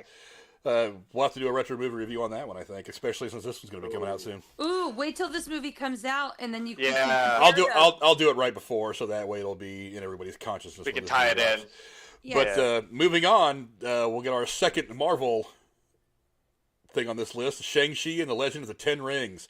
The movie is based on the Marvel Comics. We'll focus on Shang-Chi, the Master of Kung Fu, starring Michelle Yeoh, Awkwafina, Simu Liu, and Florian Montaño. I'm pretty sure I pronounced that last name wrong. I apologize, but that's the best I can do. So we're getting balls deep into Phase 4 of the MCU now. I have a feeling we're not going to know a lot about this movie and what it's going to be about until after we get Black Widow. Maybe if there's a post-credit scene in Black Widow, maybe it's going to give us an indication as to what we can expect to see from Shang-Chi and the Ten Rings. But who the hell knows? We already know who the Ten Rings are. We got exposed to them in the very first Marvel movie, actually, in Iron Man. The Ten Rings is the group that actually kidnapped Tony Stark and set us down this whole path in the MCU anyway. So that's the tie-in. Yeah, so we're going to see that, but honestly, there's just not much to be known about it right now. I think as we get deeper into the spring, we're probably going to start seeing trailers for some of these things pretty soon. So all I know is I'm excited to see what Phase 4 brings. So bring it on. Yeah, maybe Black Widow will just kind of give us that little starting to snowball. Like you said, there'll be an after credits or something that'll help us kind of get along to like, okay, here's what's coming. We might have an idea now. Are you caught up in all the Marvel stuff over there, Cora? No, but I like watching the movies. As long as you see the movies. Say me, because I'm like, as long as you see the movies, that's fine. Going back. Yeah, Going back to the horror genre, we've got The Forever Purge. Plot unknown, the fifth and final installment of the Purge film series. Stars Josh Lucas, Cassie Freeman, Will Patton, and Levin Rambin. I like Will Patton. I like Josh Lucas. I've seen the first Purge. I haven't seen all the other ones. I actually like the first Purge, and I've wanted to see them, but I just haven't had a chance to sit and watch them. You know, Frank, this would be a great question for One Night on Derailed. What would you do on a Purge night with this community? Oh. With a community? Probably hide. Yeah. I already hide from the community as it is. I don't want to go looking for them. He's gonna be sitting there with his fucking shotgun, just waiting for everybody. Like, all right, come on. Hey, like I said on I don't know if I was on Derailed or if I was on maybe it was New Year's Eve on Brody's show, but I was like, I can put about 500 rounds downrange really quick before I got to jam a mag. Is all I'm saying. How many Purge movies have there been? This will be the fifth one. Yes. Now, wasn't there also supposed to be, or there was a TV show? I think they were. I think they that developed was on the one. FX network, Yeah, I don't know. Is it still on? Do you know? I don't even know. I watched a TV show on FX. I don't watch many TV shows, but they always advertise for it when I'd be watching through the DVRs, fast forwarding shit for it, and I don't know if because of COVID they're gonna bring it back or what, or who knows. But... True. See, it's like that's a weird one that I actually got into and liked. I liked the first one. It was all right. It was kind of a contained home invasion movie. It was fun. 2, I think I liked the best. It was actually because I'm like, okay, this opens it up more, and this is because like the first one, it's a higher class family, and I'm like, yeah, I don't know if I just don't. Maybe I don't relate to it. I'm like, I don't have a high tech ass fucking home. Now in the second one, it was like normal, like middle class citizens, and I'm like, oh, see, I can get this. This is just a bunch of these people together, they're all trying to do their different things, just trying to survive the fucking night, you know. 3 was kind of weird. That was the election one, right? Yeah. Yeah. I don't know. It was. I absolutely hated that girl, but I mean, I guess it was more of like okay, yeah, you're a good actress because you actually maybe legitimately hate you and want to actually shoot you in the face. But you know, and then I don't know. The fourth one I watched was the first Purge. I'm like, okay, interesting kind of start to it. That's a prequel, Frank. I'll be like, yeah, that's kind of whatever. Yeah. Saw the first one. It kind of had the start to watch anymore. I'll be honest. It is an like the series, but it is an interesting kind of question, moral question to ask yourself: is if this were real, what would you do? And I think that's probably one of the main draws to the movie. Is like you end up leaving there not necessarily blown away by anything you saw in the film, but just kind of questioning who you are as a person. like the movie Signs. A little bit, yeah. Yeah, and then the other one. Wait. The Village. That one was a mindfuck for me, like that, like what you're describing. Fuck that movie.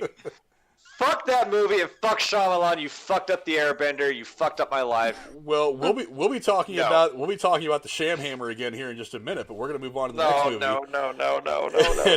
Well, not just now. We're gonna move on to the next movie, which is another shot at making a video game movie work, and that is Uncharted. Jeremy, you might be interested in this one.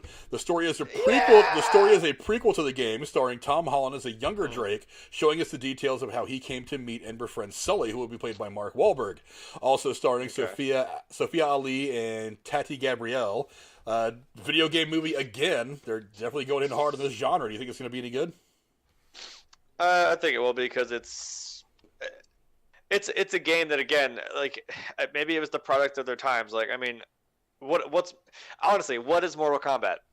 It's just a bunch of these fucking guys and girls beating the shit out of each other. What's Super Mario? You don't know. It's a dude eating shrooms.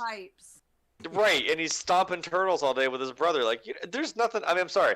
So this being a game that's kind of got more depth, more story, more lore behind it. Hey, you can make something work with that, especially if you're going to do something that's a setup to, like, say, the game, which I guess in essence is kind of how the Tomb Raider movie was. It was kind of like not the first game, that reboot game they kind of made it, you know, I don't want to say better. The red one, the Blood Red or something, had the word red like, in it, I think. Something, I don't remember. Wait, But yeah, like it sets it up, well enough to where like, because at the end, you wanted to see Lara Croft whip out those fucking dual pistols, and she's ready to do some shit. Like I tried to not audibly go like, yes, like in the theater. I'm like, okay, there she is. Yeah, it's a rich enough story to pull off of that they could actually make a really good movie out of this. And I'm really hoping they do, because I really want to see a video game movie succeed, just to be the first one to really break out and blow people away. And this is the one with a lot of potential. Too. If Mark Wahlberg's in it, I will see it. Oh, you want to see Marky Mark. We all want to see him. He was even decent in a lot of movies, like that one he was in with Transformers. Like, yeah, he made that movie decent. We were just talking about Shyamalan. Like, if you say The Happening, I'm leaving this call right now. No. Mark Wahlberg hated that movie, and he was the star. The flowers killed me. That's such a lame thing. The wind killed me. Right. Well, from one video game movie to the sequel of a movie that was really, really popular 112 years ago and nobody really wanted a sequel to, but LeBron James decided he wanted to do it anyway. No. Space Jam: A New Legacy. No. Yeah, no. Look, that is one that I grew up with in my time. Don't touch it. I know it's not. No. Shut up. No, not you. I'm yelling at people like, no, just don't touch that movie. It was good. I liked the original one. I loved it. It was hilarious. But they shouldn't fucking reboot it. That's what I'm saying. That's what I'm yelling at. Please don't. Just don't touch that movie. Please don't. That they did, and they molested it all to hell and made a new one. And it's out there. You're gonna hear about it, and you're gonna see it. I don't trust anything LeBron James. If he doesn't get an Oscar, he's probably going to flop across the fucking stage that day, and they're going to give him one just for shits and giggles. Yeah, why couldn't they pick anyone else? I mean, there's so many other athletes. Well, hold on. It's not just they picked LeBron. LeBron started his own production company, so LeBron made this film. He's putting up his own money and actually produced this film himself. Oh, so you're just going to be jerking yourself off. Right. Yes, exactly. So I don't know, whatever. I wanted to say, like, well, who's kind of the big name in that sport at that time? It was fucking Michael Jordan, and like, I don't know, who would you think of? That's what I think. All this is LeBron is trying so hard to chase Michael Jordan that he's like, I'm going to make Space Jam 2 and make it better than the one with Jordan. Right. LeBron is not even in the top 5, and you guys can argue me about that all you want. I don't even care. But let's move on to the next one. And here you go, Jeremy. We're going to go back to the Sham Hammer, M. Night Shyamalan Ding Dong. No, we're not. He's making a movie. He's making a movie called Old. Here's the twist ending. No. He's making a movie called Old. There is no plot points to this at all as of yet. All I know right now is it stars Rufus Sewell, who I actually really like. Rufus Sewell's a pretty interesting actor to me. But there's just not much known about this movie just yet, except for the fact that at the very end, there's going to be a twist. He's going to try to shock you, and I think that he needs to kind of get away from that because we all started seeing it coming, but that's just me. What do you guys think? Well, if you notice a pattern, every movie M. Night Shyamalan makes, water is key. Yeah, that's true. Water is the key element. Yeah. I don't know. Well, whatever. We'll see whenever he gives us his next installment of whatever the hell he's doing. Like you can't even watch one of his movies because you sit there like for the however many hour or 2 hours with a grain of salt because you're like in like the next 2 minutes it's not gonna fucking matter. You're like, well, what did I just watch that for? I like all of them. It works, like twists work, man. But like, don't make that your thing because no one's gonna trust you anymore. And it's also just like, well, but it's only worth watching once. All of his movies are only worth watching once. Yeah, like watch The Sixth Sense. That shit was just like, what? He was dead the whole time? Yeah. Holy shit! I think after The Village and stuff like that, people started to see him coming, and it wasn't a surprise anymore. I think that's one of the things that led to the downfall of M. Night Shyamalan. You know what he should have done? He should have just been a guy in Hollywood who wrote these movies and didn't make it known that it was him, like use pseudonyms, and let people make the movies and think they're all independent and not related. That's the greatest plot twist of all. You should have done that. Make one contained film, then move on. Plot twist. Anyway, moving on, since we're all so excited about the Shamhammer's next adventure into filmmaking. This is a movie that's interesting to me. It's called The Tomorrow War. A man is drafted to fight in a future war where the fate of humanity relies on his ability to confront his past. I don't know. Jurassic Park is in this movie. Yes, Betty Gilpin is all Chris Pratt. It also stars J.K. Simmons. I'm on board with that. Ooh.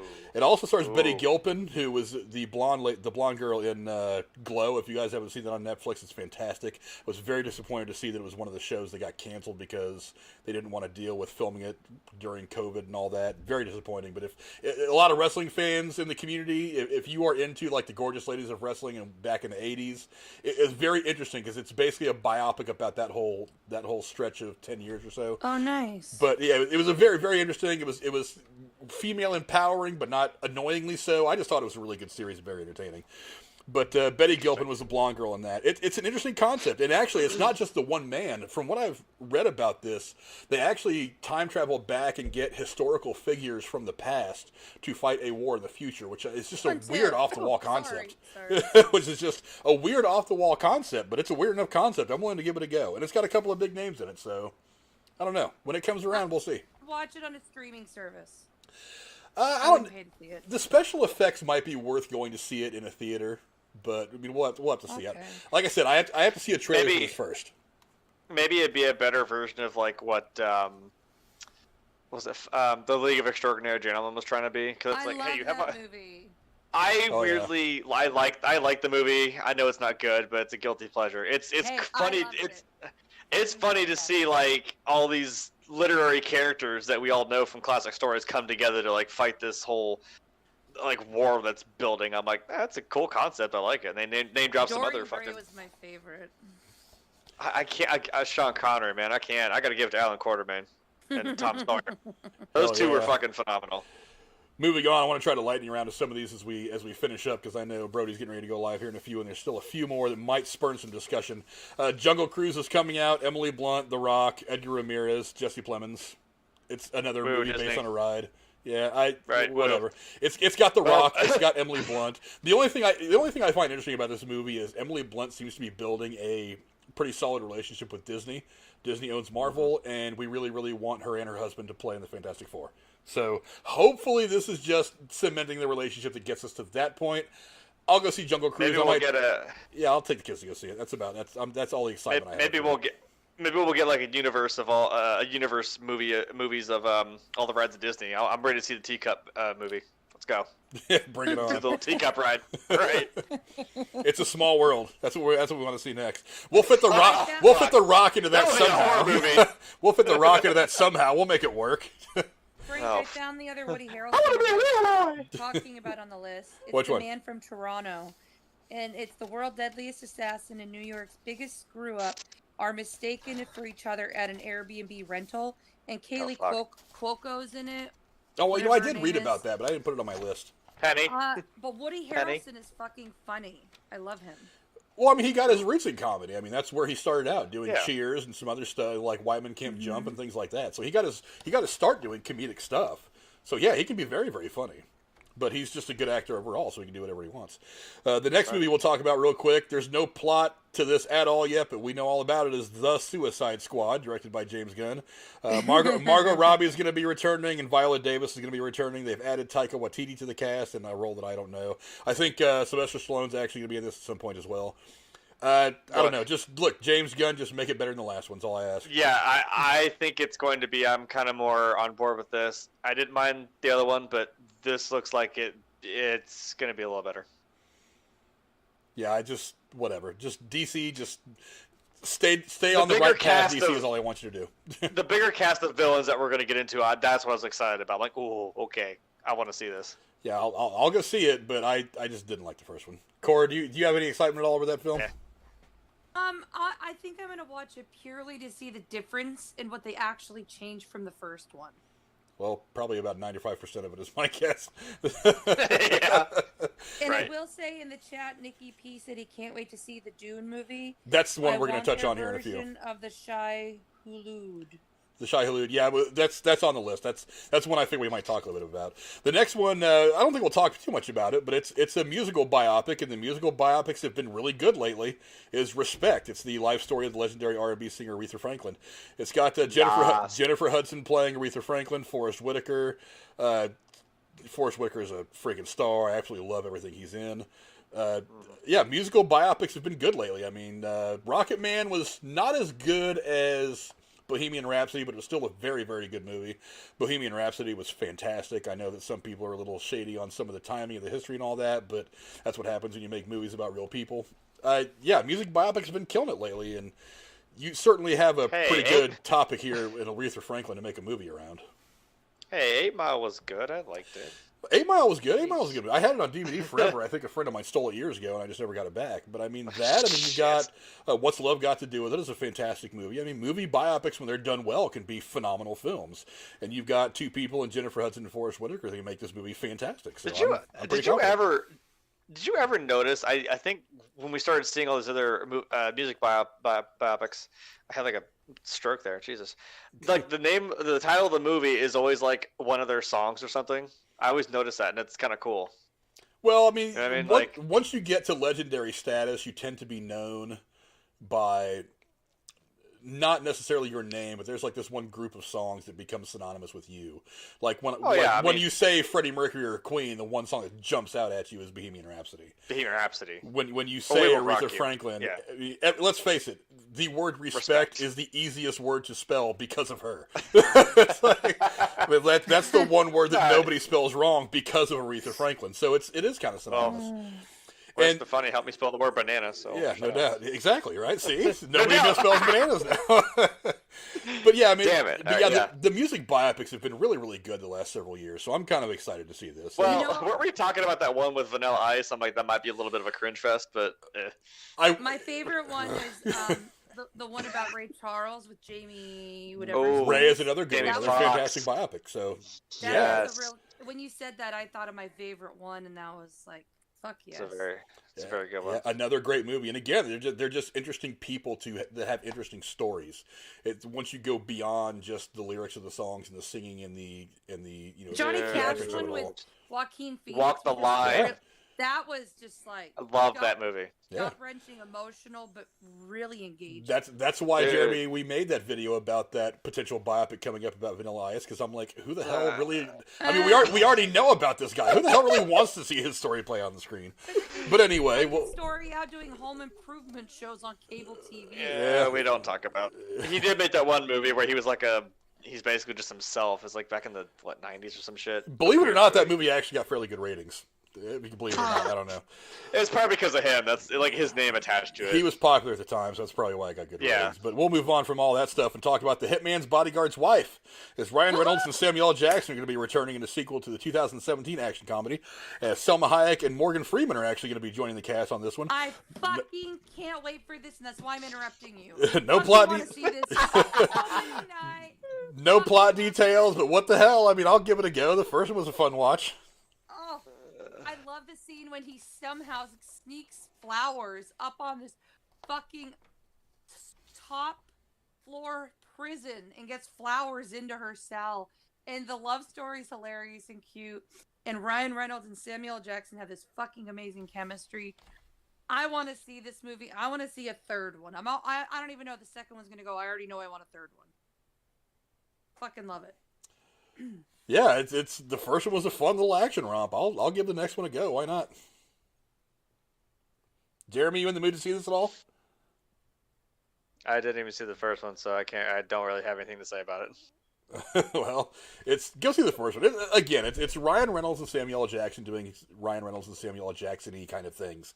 It's a fun it sounds like a fun time. I'm not doubting it. But we'll move on from that one, and we will be looking at Death on the Nile, which is going to be another Kenneth Branagh film coming from some Agatha Christie stuff. While on vacation in the Nile, Hercule Poirot must investigate the murder of a young heiress.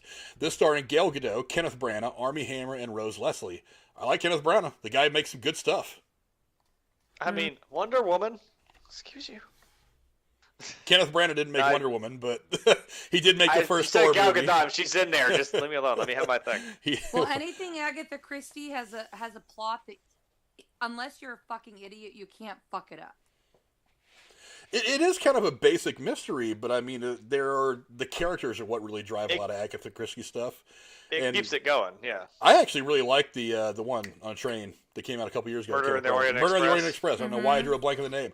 I actually thought that was a fun little movie. It's a long title. Yeah, I didn't think it was a great movie, but I mean, Kenneth Branagh, he's a guy that's driven a lot by characters. That's why I like him. I had fun with it. I enjoyed it. Corey, are you on the way to see this when it comes out? Oh, yes. My great-grandmother was an avid Agatha Christie reader, and I love it all, and I'm very excited for it. So, love it.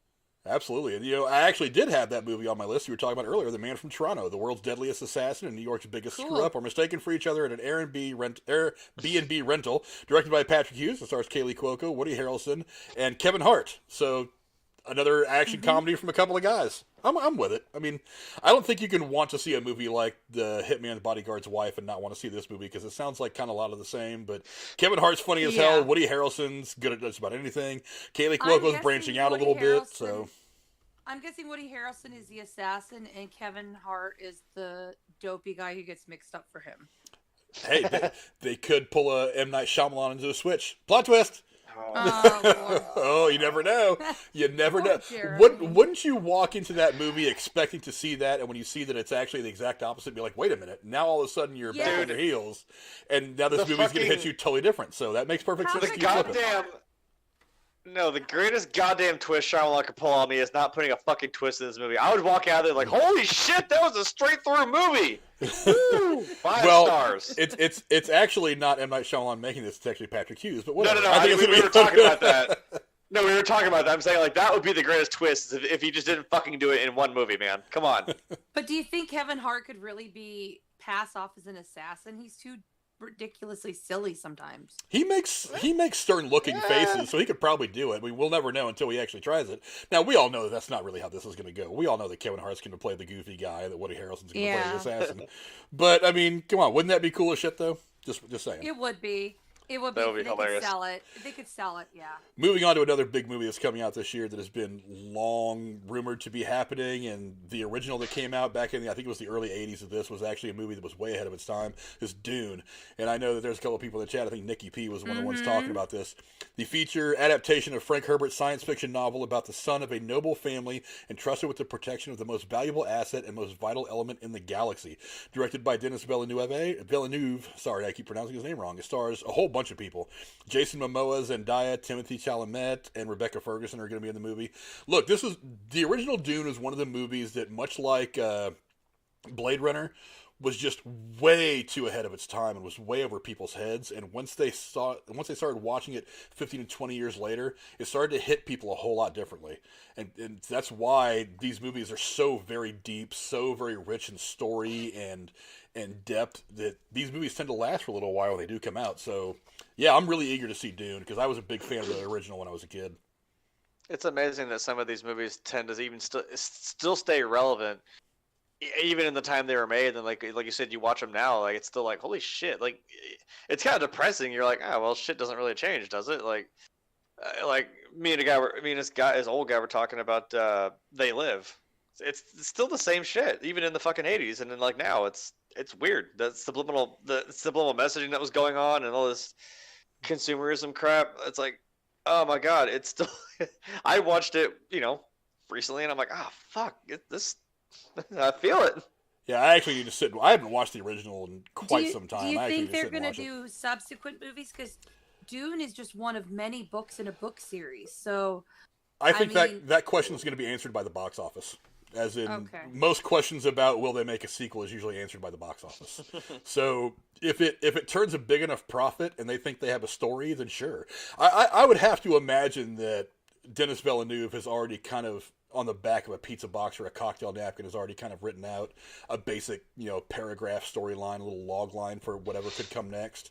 And maybe he's even working on a treatment, but again, the sequel's going to be dictated by how it does at the box office. But he also could write a lot of the content from a lot of the books into the movie. Dune is almost like a comprehensive, like telling of the series books in one movie. He could. We're going to end up seeing what exactly what he did with it when it comes out, but yeah, I'm really excited for this one. This is that deep sci-fi stuff that makes me a sci-fi fan, that made me a sci-fi fan when I was young. So I'm definitely looking forward to going and seeing this movie. But we're also going to be getting another horror movie around the time that Dune comes out. We're going to be getting I guess this will be the 4th in the series, but like the 99th movie to come out, because that's what we do in Hollywood now. We're getting Halloween Kills as the saga of Michael Myers and Laurie Strode continues to the next thrilling chapter of the Halloween series. Will Jamie Lee be in it? Directed by David Gordon Green, it stars Anthony Michael Hall, Jamie Lee Curtis, Judy Greer, and Kyle Richards. So it is going to be a sequel to the last Halloween movie that we got, about a year or so ago? And let me guess, it's coming out in October.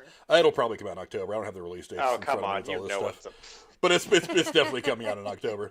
Wait. Wouldn't this be the third? Because there was the original, then the Halloween movie was the sequel, then this is now the sequel to that one. So the way that it had been put out there was the last movie that came out with Jamie Lee Curtis as the old lady psycho living in her basement was actually it would actually served as part 3.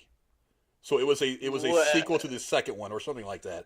So H2O with Josh Hartnett and all the stuff that came after, they just kind of retconned it and say it didn't exist. They were saying this is actually going to be the second or third movie in the original series.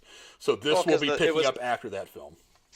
It was supposed to be like the first two were kind of supposed to be that was kind of the end for Michael Myers. It was like you set him up, and then the second movie, well, you fucking him and what's the doctor's name?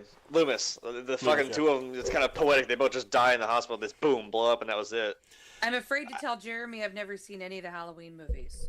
The first two are good. They, like most movies of that era, once they got to like the third or fourth movie, they became more about selling tickets than they did about telling the story. So they fucked themselves with the third movie. It had nothing to do with anything. Yeah, it got a little goofy once they started going for it. Well, and one of the things that happened is horror movies kind of went through this big explosion in the 80s, and that's one of the things that led to, like, they went from having like $25 million budgets, which was a lot of money back in the late 70s and early 80s, to having $150 million budgets, and they wanted to put names in it because the horror genre went through this weird popularity explosion in the mid-late 80s.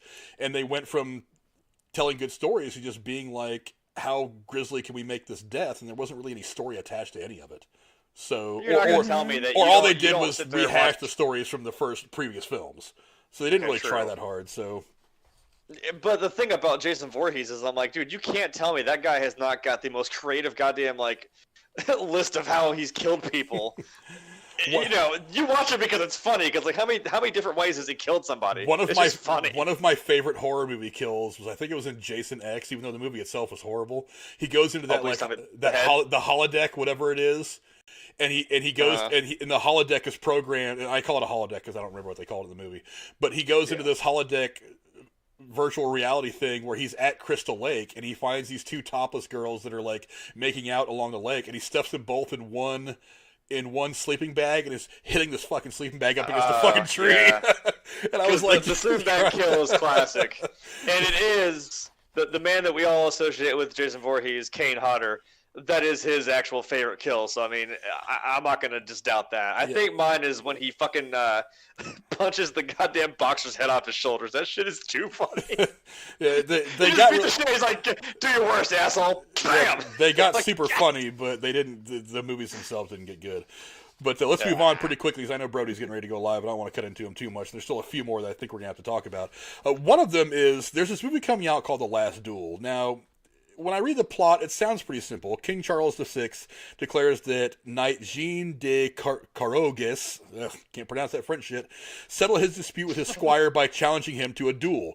Now, this is done by Ridley Scott. So Ridley Scott doing a period piece works for me because Ridley Scott's pretty fucking awesome. Okay. Here's the problem. So lots of CGI. Well, not necessarily CGI. He's a good storyteller, but here's the problem. We've got Adam Driver in it, which is fine. But the two leads are going to be played by Matt Damon and Ben Affleck. Now, I saw this, and I'm like, how often do they actually do movies together? I mean, it's very rare. It's been rarer in the last several years, yes. I think they wrote it together or directing it together. Yeah, but I saw this Ben Affleck and Matt Damon in a period piece. It's like you know, this is a bromance movie. Like, hey, let's fucking do something. Yeah, let's fucking do a project together. How bromance can you be in the Middle Ages, though? I'm assuming that's when this is set, is in the Middle Ages. This is just behind the scenes of them, like, let's fucking make a movie together. Like, we would all sit and say, let's go get drinks. Yeah, I don't know, maybe. We'll have to see. I mean, if Hugh Jackman and Ryan Reynolds were like, let's make a movie together, you would fucking be the first one in the theater. Oh, You'd want to see that shit. We all know. You'd want to see that. We all know that shit is coming. We're not going to say which movie it's going to be in that. Oh, I know. I want it so bad. But Please, moving on from that one. Santa a letter telling him I want that movie. Right. Make sure you CC a copy to Ryan Reynolds and anybody who actually greenlights those movies. But moving on, for some reason, we're actually getting a G.I. Joe Origins movie because, whatever. Oh, whoopee. Look, it's got... All you have to do is watch the fucking G.I. Joe cartoons that, by the way, right. Hasbro streams 24/7 on YouTube. It's back to back every day. Nice. Look, it's got... You should not have told me that. It's got Hugo Weaving's daughter, Dan and I Samara get Weaving drunk in it. Sometimes we play that in the background and we end up watching G.I. Joe for like 7 hours.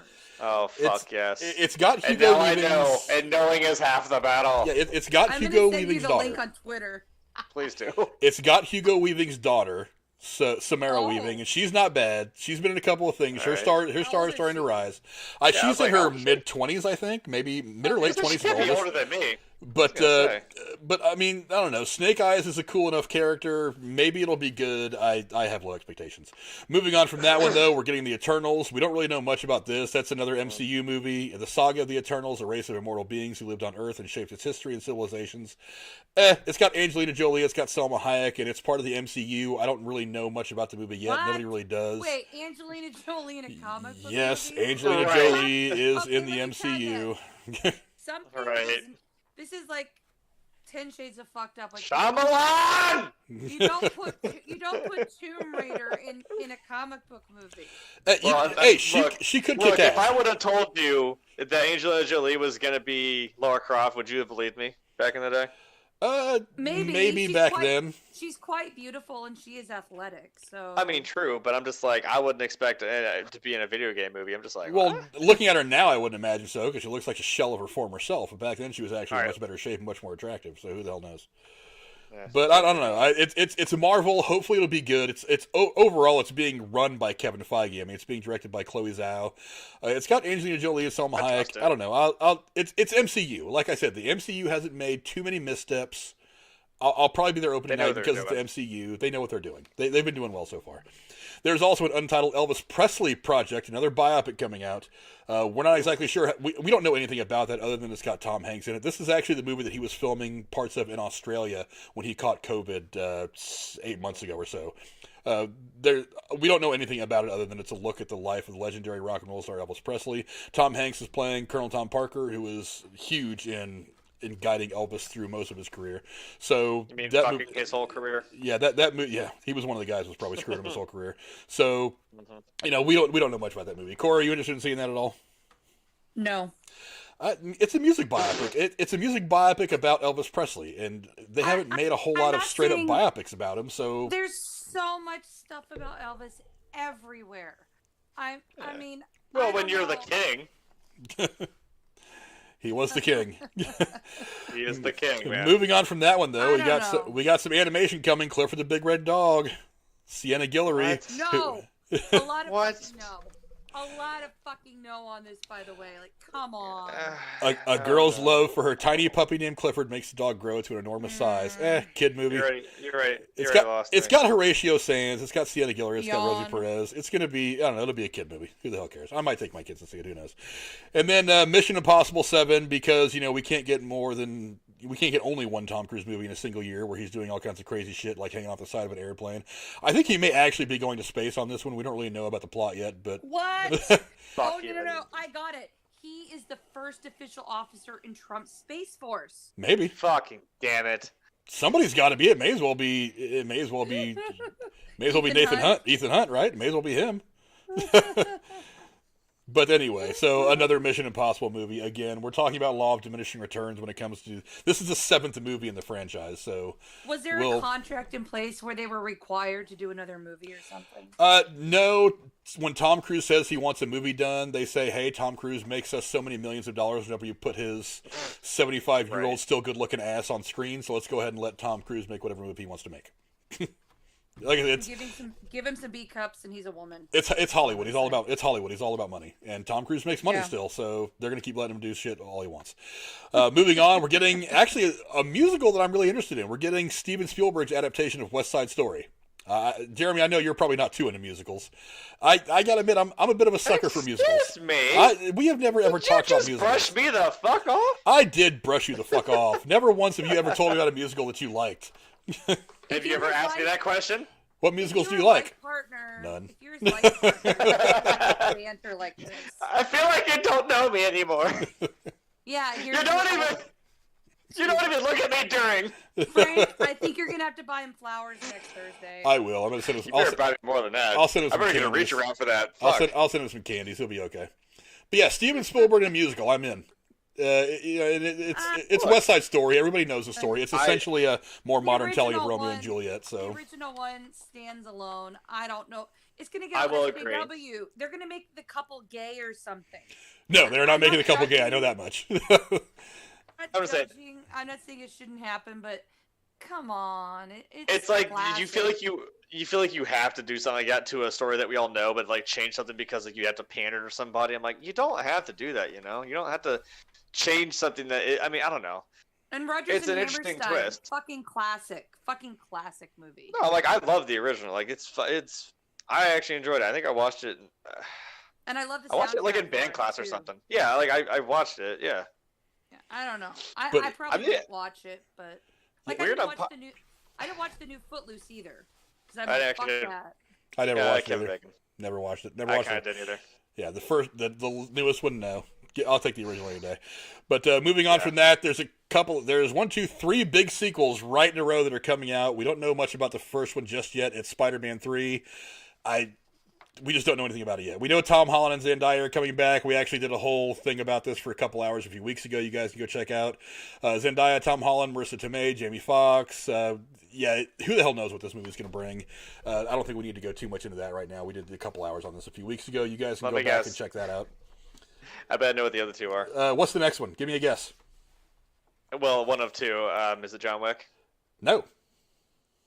Okay, because I see Keanu back there as the Matrix and John Wick. I was like, wait, those are both sequels. You want to know what's I was half asleep and Dan was playing Cyberpunk and I heard Keanu Reeves' voice. I'm like, what the fuck? Are you watching a movie? I had no idea Keanu Reeves did a voice in a video game.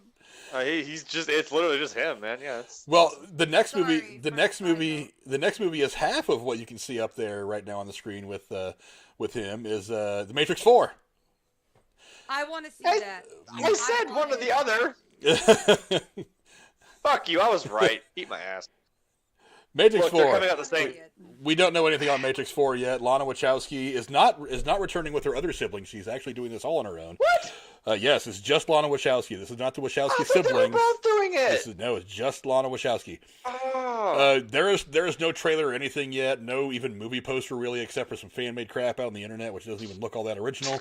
But there is some set pictures of Keanu Reeves looking a little bit more like John Wick than he does Neo. He's got some longer hair and he's got the black sports suit. Man. But we don't really know anything about the movie yet, so hopefully we'll get a trailer for that soon.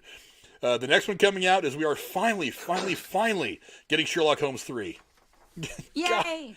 I love the first two Sherlock Holmes movies. My only problem with this is we've got a different director. That worries me a little bit.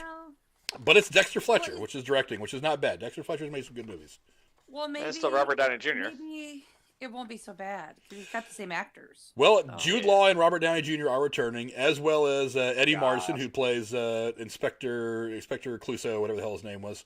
Lestrade. Lestrade plays Inspector Lestrade. Also, Jared Harris is returning, so we are going to get Moriarty going head to head with our boy Sherlock Holmes again. There is no plot to be known about this movie right now, but all I know is it's coming out sometime later in the year, and I'm very, very happy to see it because I really want to. Would you say it's a mystery? I would say the plot is a mystery. The game is afoot to find out what this movie's about. So we don't know which book Sherlock Elementary, Holmes my books dear are Watson. based on. We do not know what it's based on yet. I honestly, for me, I don't know how they'd be able to do it in the universe that they've set up. But I would love to see them tackle something like Hound of the Baskervilles. That's always been one of my favorite Sherlock Holmes stories. Ooh. I don't know how they would work that in with the current universe that they have built, that Guy Ritchie built with Robert Downey Jr. and Jude Law. I don't know how they do that, but also I think Hound of the Baskervilles, that was an older Sherlock Holmes, wasn't it? Benjamin Cumberbatch is Sherlock Holmes better, though. They're different. I like them both. Are we about to? Are we gonna do this? Uh-oh. Oh boy, sorry. No, I don't know. They're both pretty fantastic in their own rights. Yeah.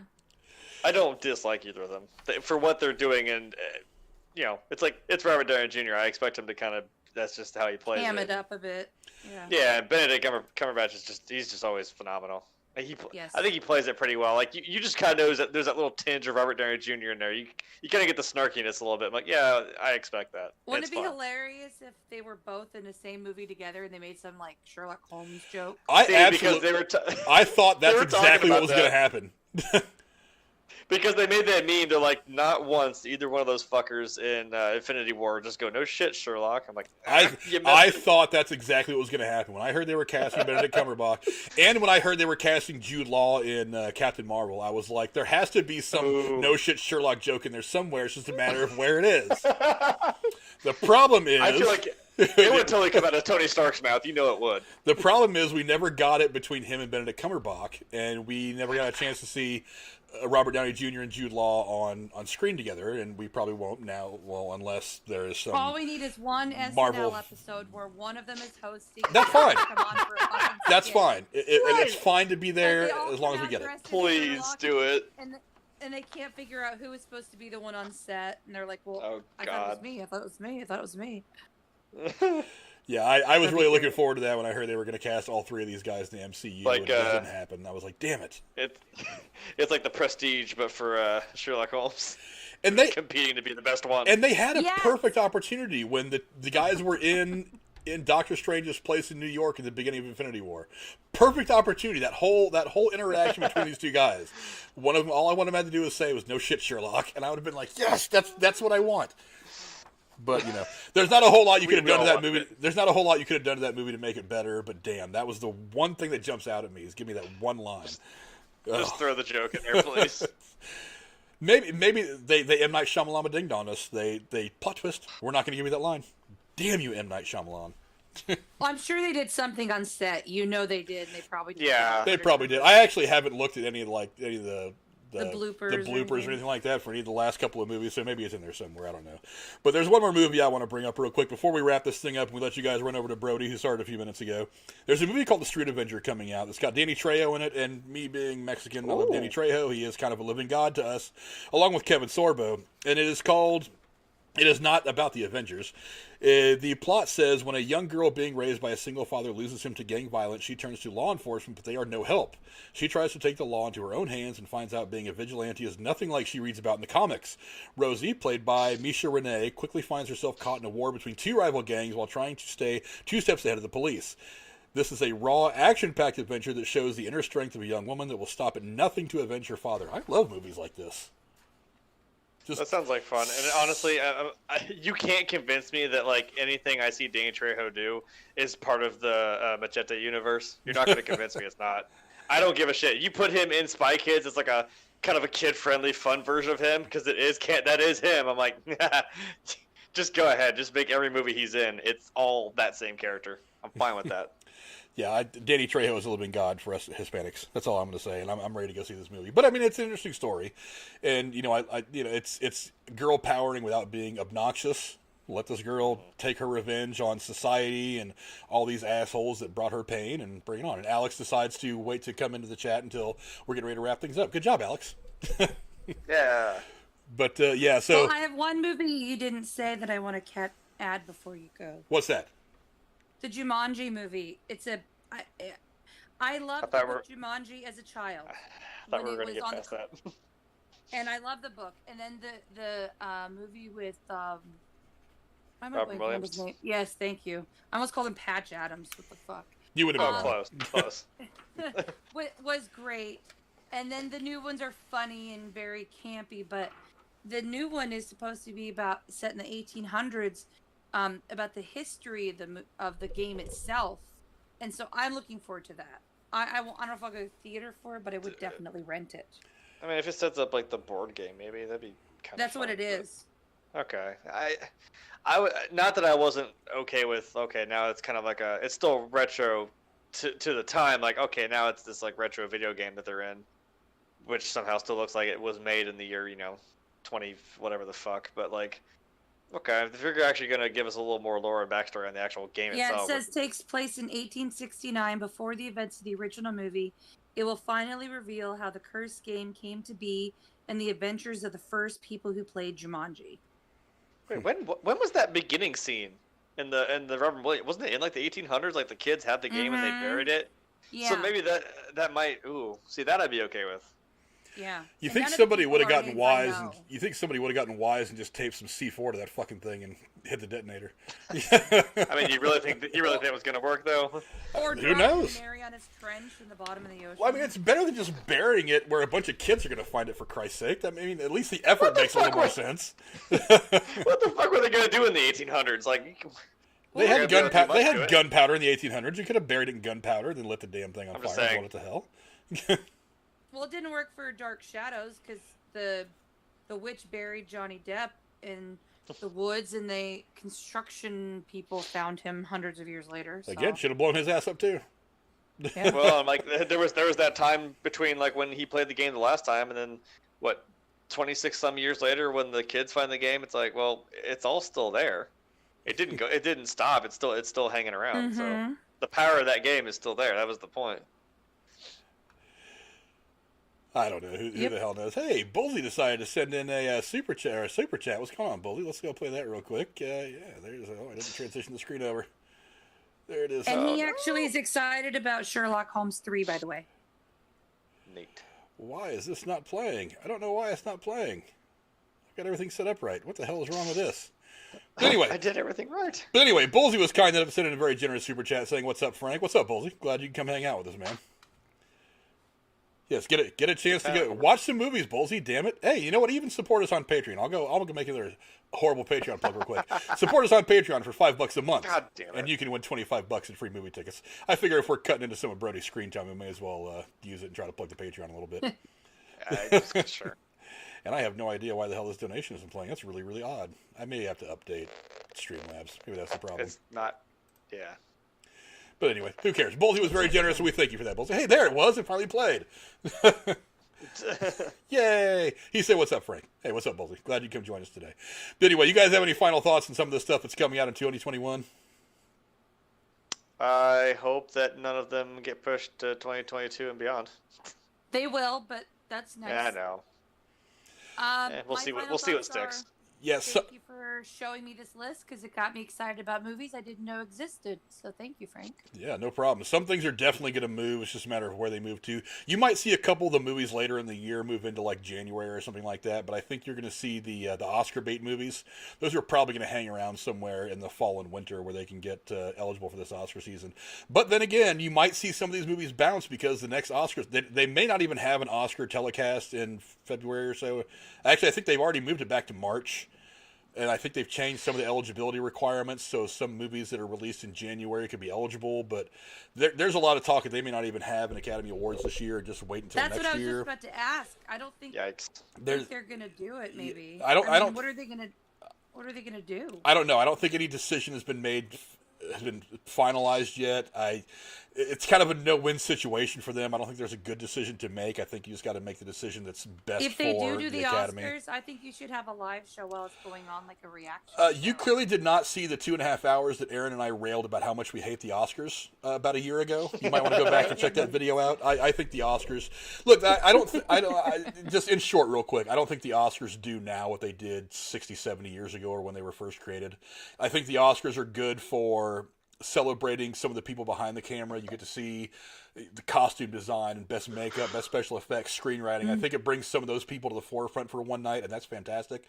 But for the most part, but they don't give those awards on the show, though. Yeah, that's my problem. Is all the Oscars is there are ways for these Hollywood elitist people to get together and tell each other how great of a job each other did.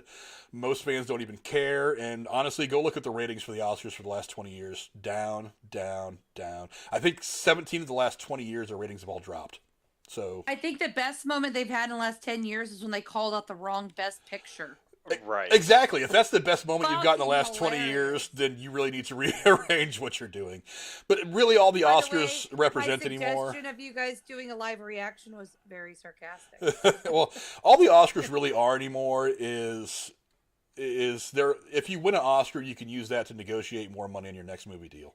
So that's really all the Oscars are anymore. That's tied to your name. You're like, well, here's Oscar winning. I mean, would you rather hear Oscar winner Jeremy or just Jeremy stars in the movie? Oscar winner Jeremy sounds better. Look, if I can't just drop my name, one name like Cher, I mean, I don't want it. All right. Yeah, no doubt. I ain't about it.